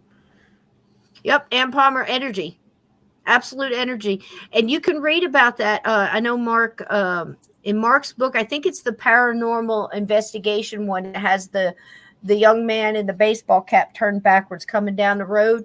And look on Mark's website and see. He talks about the bones in there. But I have one here, and I'm not sure if it's the one I'm talking about, but I wanted to show it so I can explain to them what to look for, because that's the way too you can take out, whether it's residual or whatever. But I hope it's a good one. Let's roll it real quick. It's just a minute, less than a minute. Look here.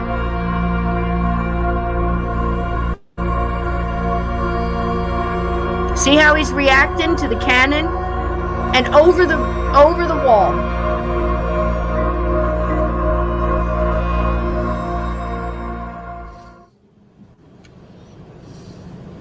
Holy crap.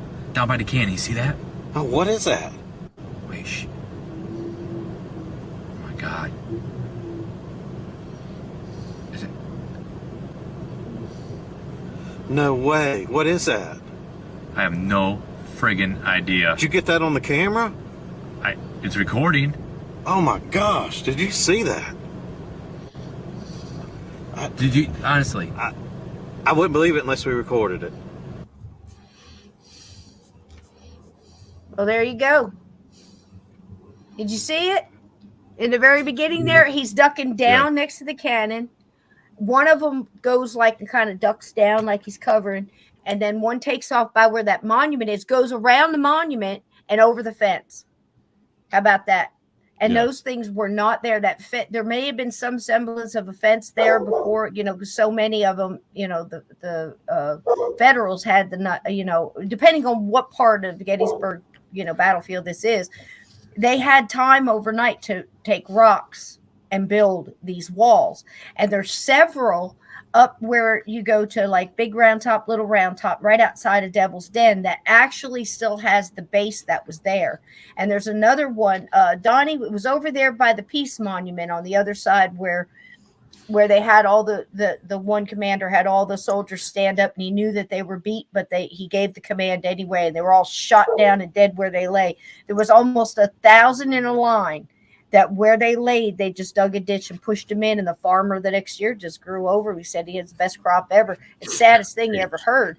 But my point is, there's not many rock walls or fences or split rail fences that are there now that were there then. That tells me something. What do y'all think about that? Yeah, I agree. Yeah, absolutely. Yeah, because it's reacting to something that's not there now. And so, to me, it speaks to more of a residual because that wall's not there and it's jumping over something. But why would he go over it?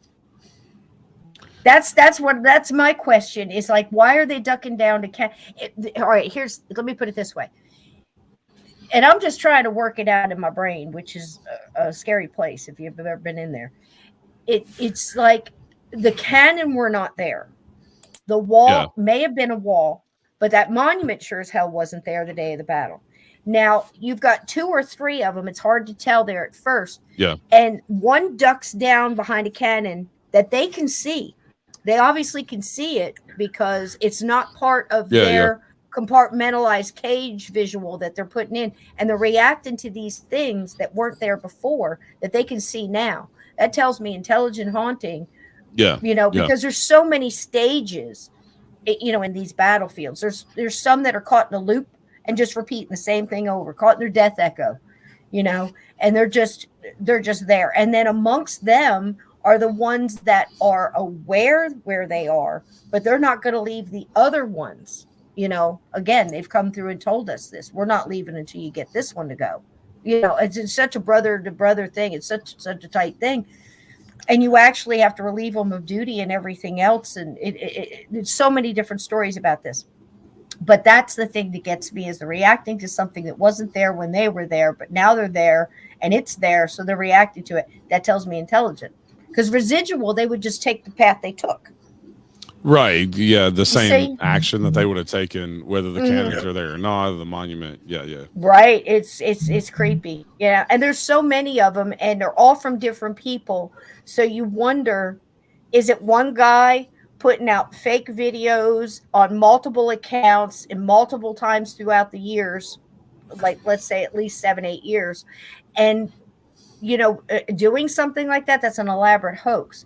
You figure out of all these, one of them needs to be true. And I've actually stood down a dirt road in Gettysburg and seen what I thought was somebody crossing the road, and it's just so sad and so crazy to me that. Have you seen the one from Gettysburg where the soldiers are marching, and Yes. It looks like it plays in an endless loop?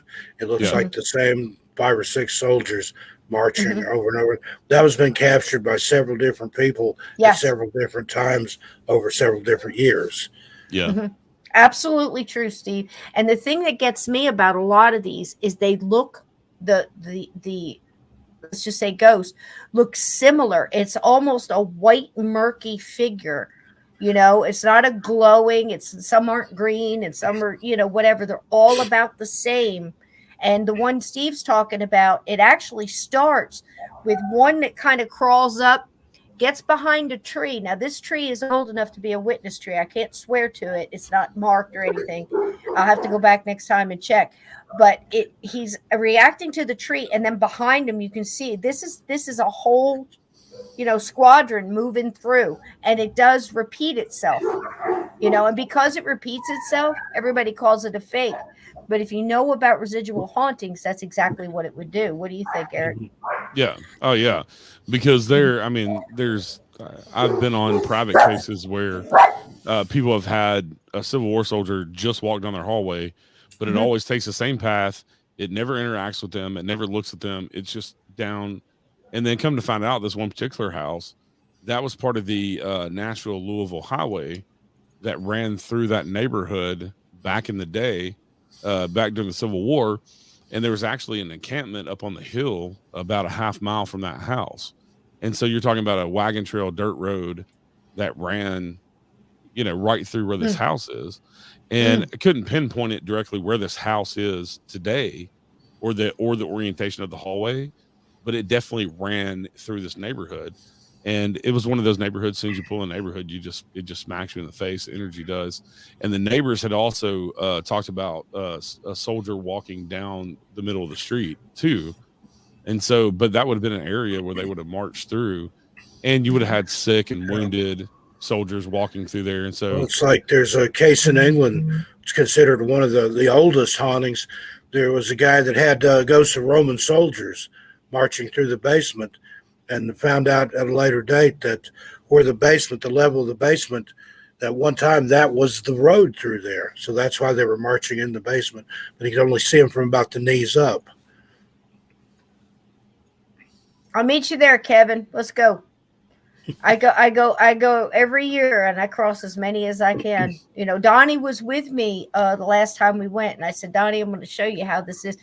I said it's harder than it's explained, but it's simpler than we think.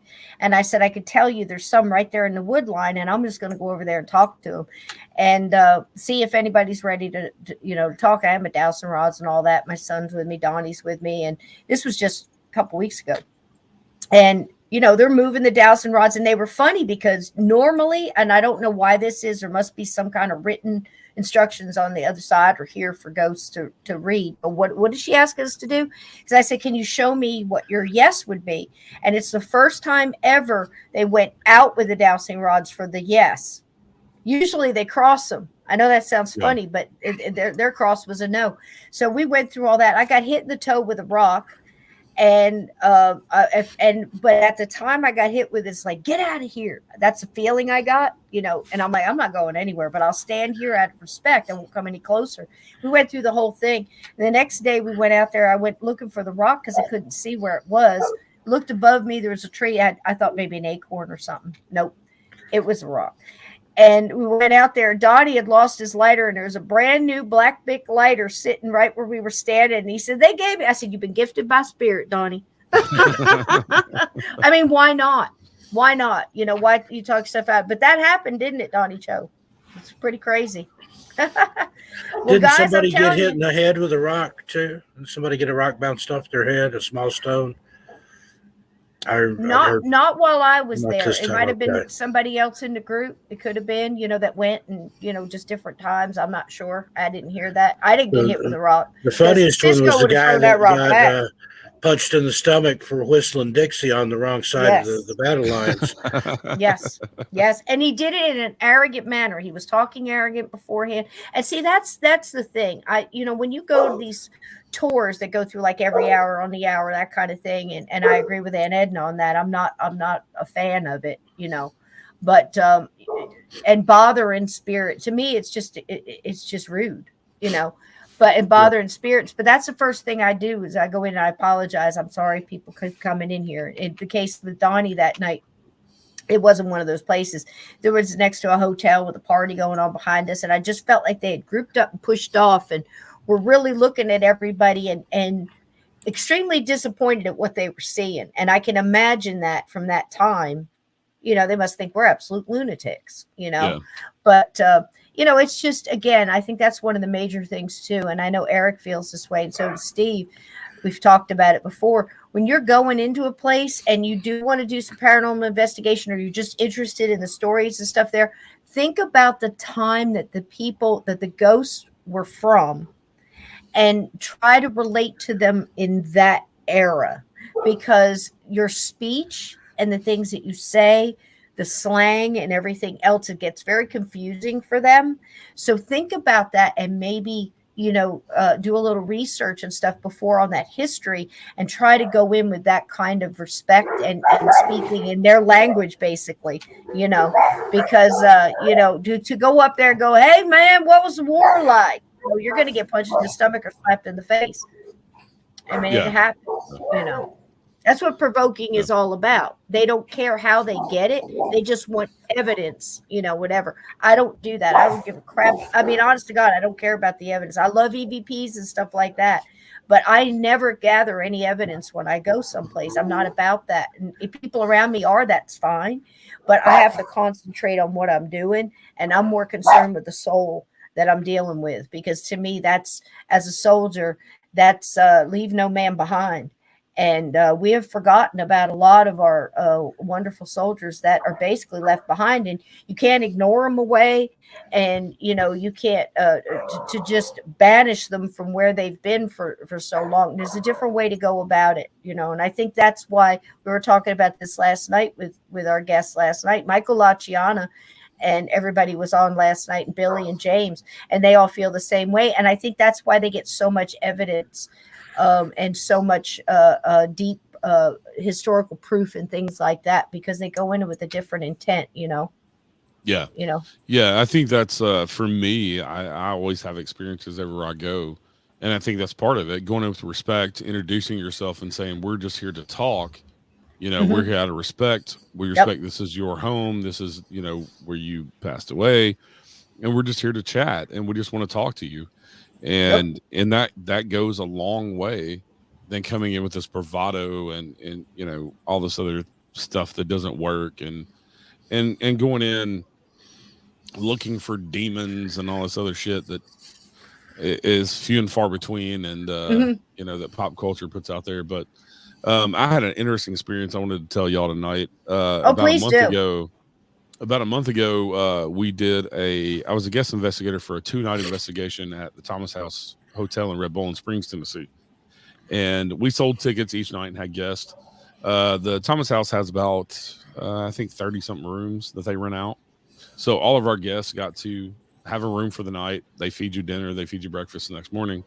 It's a pretty awesome deal for $100 a person. Yeah, it is. Yeah. And so we just kind of have people, they can investigate with us. We stay up pretty much all night, 4 or 5 in the morning. People can peel off and go to bed when they want and that type of thing. But we were taking a break on the second night, on the Saturday night.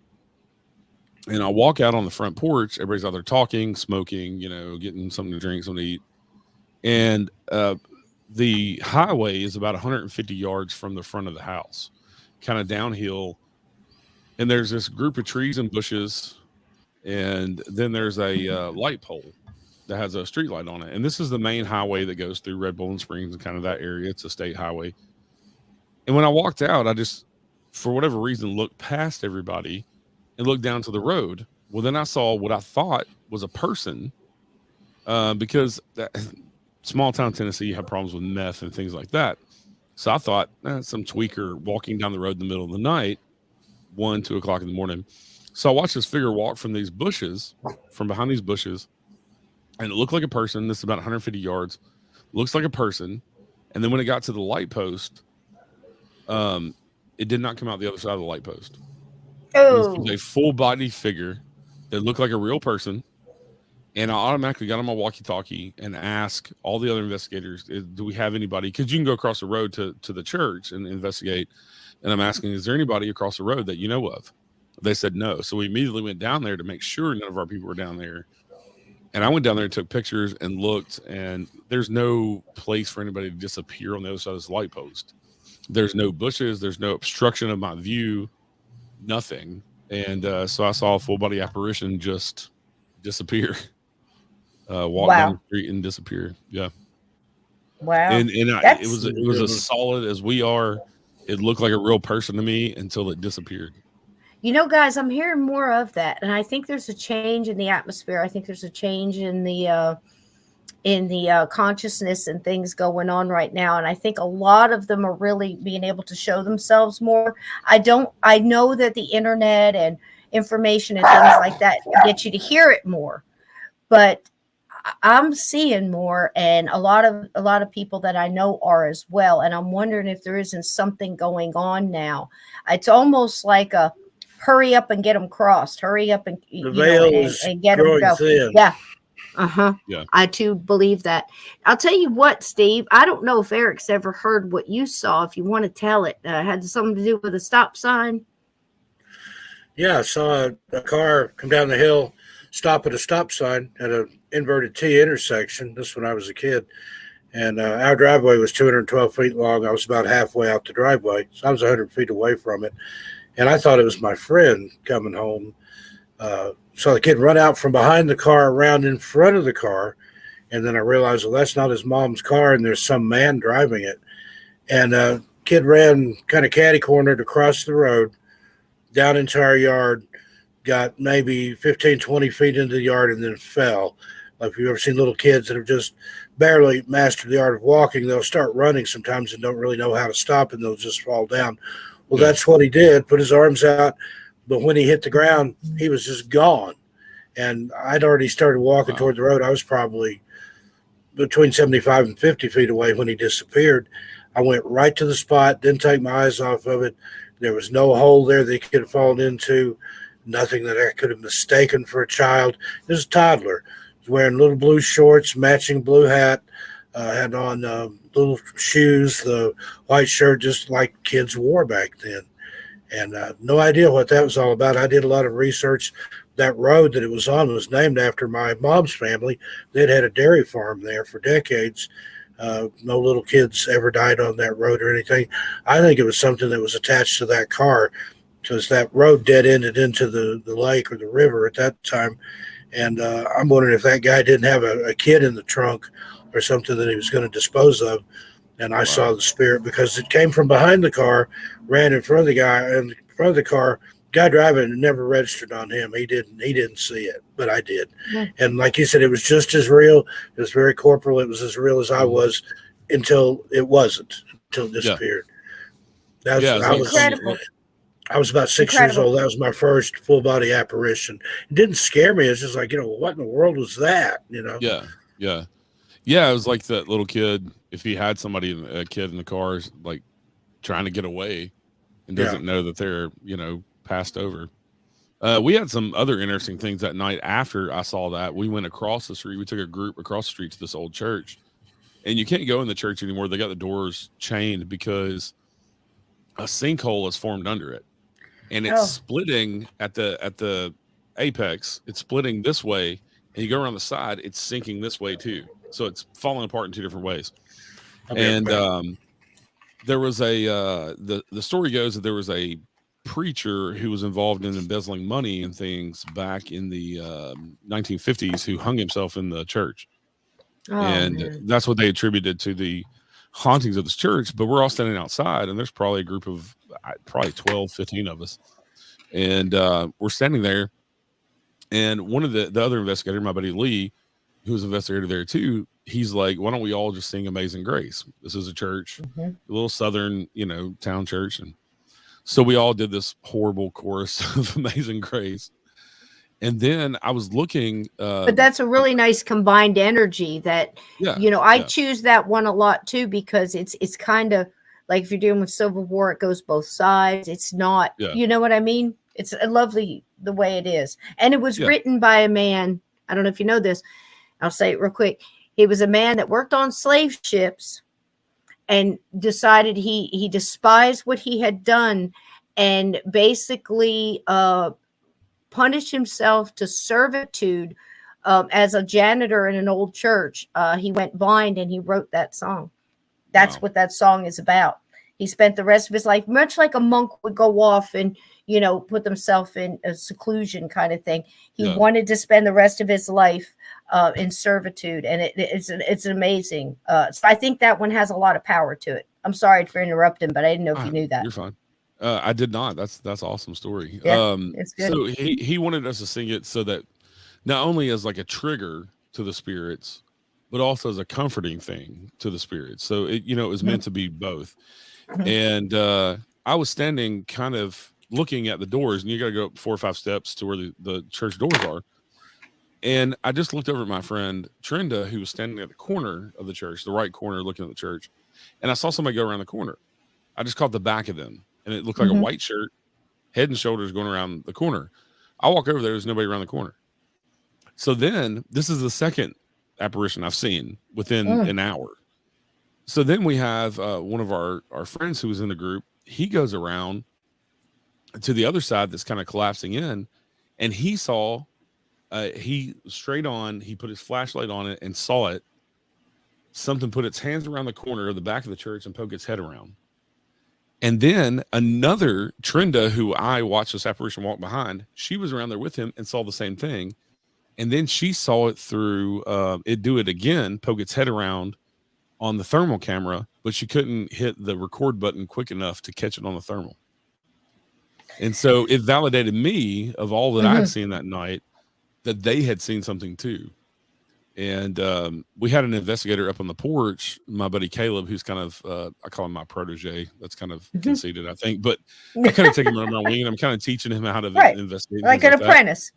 Yeah. And he's up on the porch, and there's a gap in the doors. Good night, Blue. Sorry. Good night, Blue. Love you, baby. He's holding the recorder in there, asking questions, trying to get EVP. And he said that he saw something. He jumped back and was like, what the fuck? And one of the guests was like, Caleb, it's a church. She reminded him real quick. But and we all laughed. But he saw something move in front of the doors because he shined his flashlight in there, holding the recorder in there, and he has his arm like halfway in there. And you get the thought of, oh, there's something moving in there. So you come out real quick, like someone's going to pull me in. Right. And so there were a bunch of us that experienced stuff. And where I saw the apparition walking down the road, the church is straight across the road. And so it's the apparition wasn't far where I saw that full body apparition. And then I saw the other thing kind of go around the corner, and there's nobody there.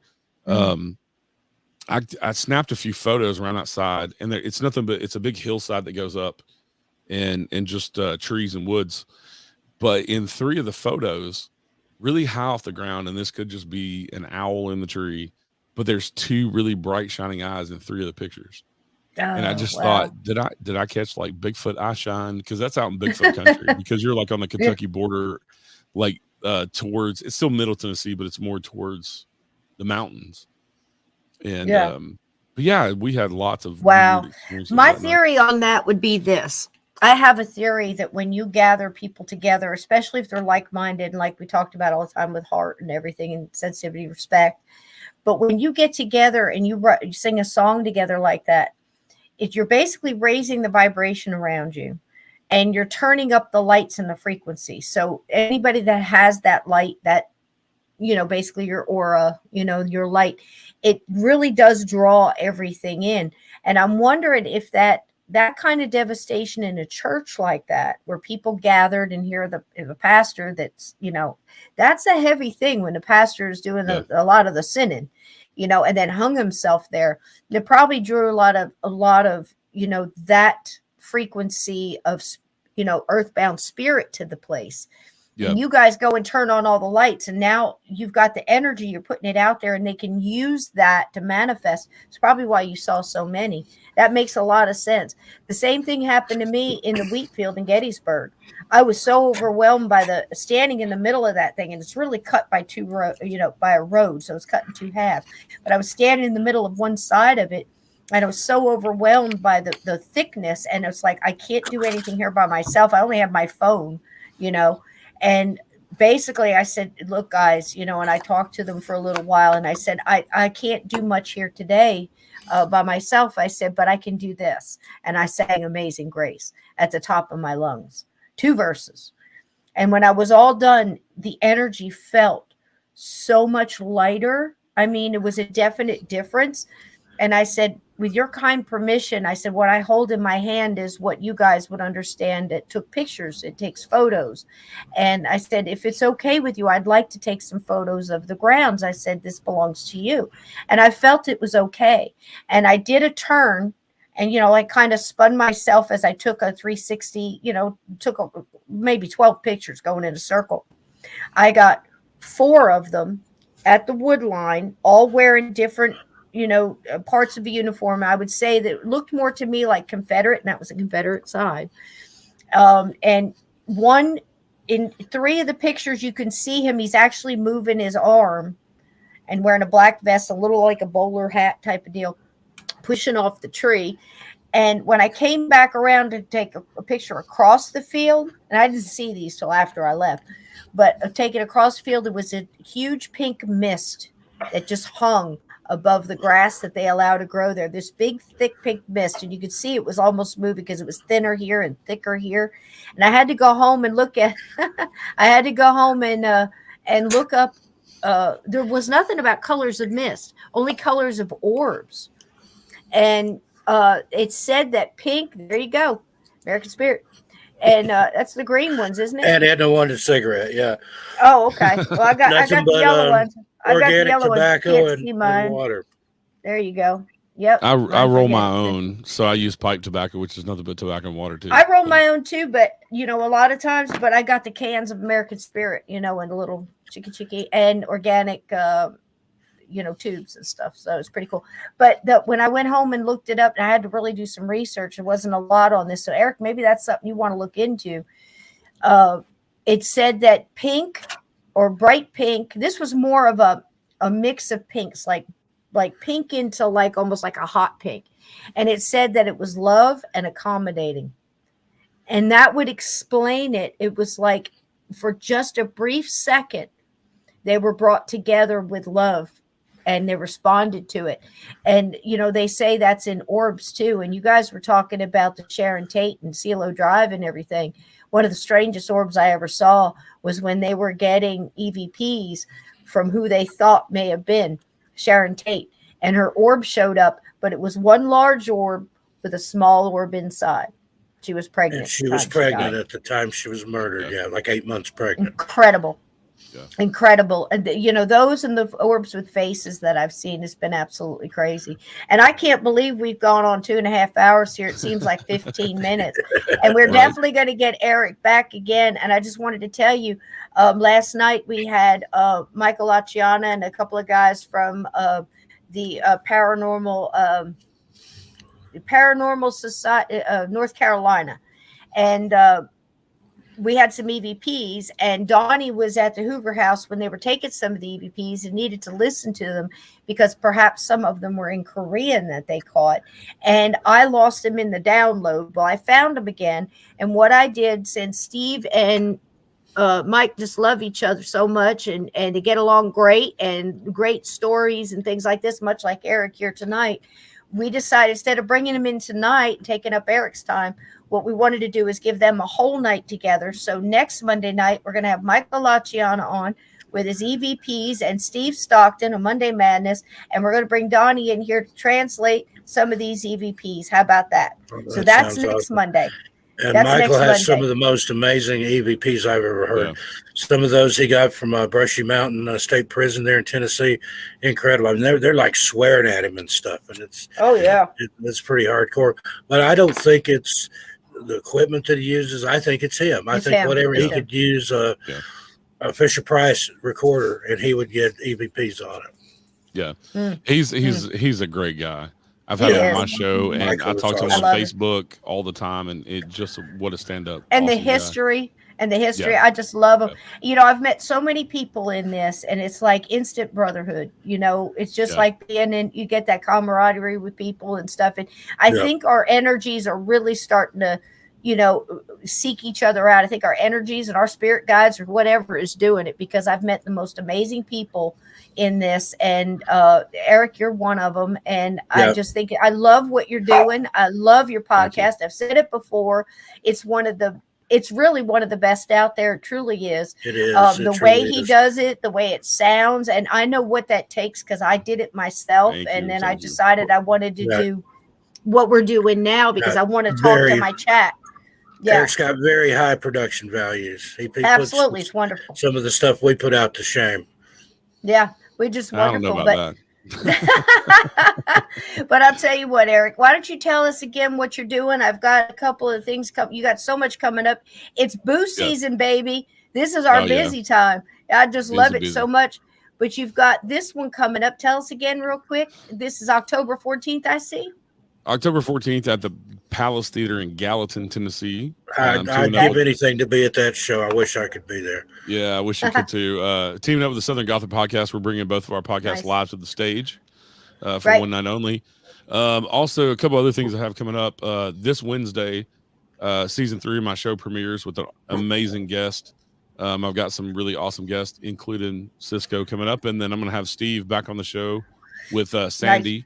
Talking some paranormal stuff here soon.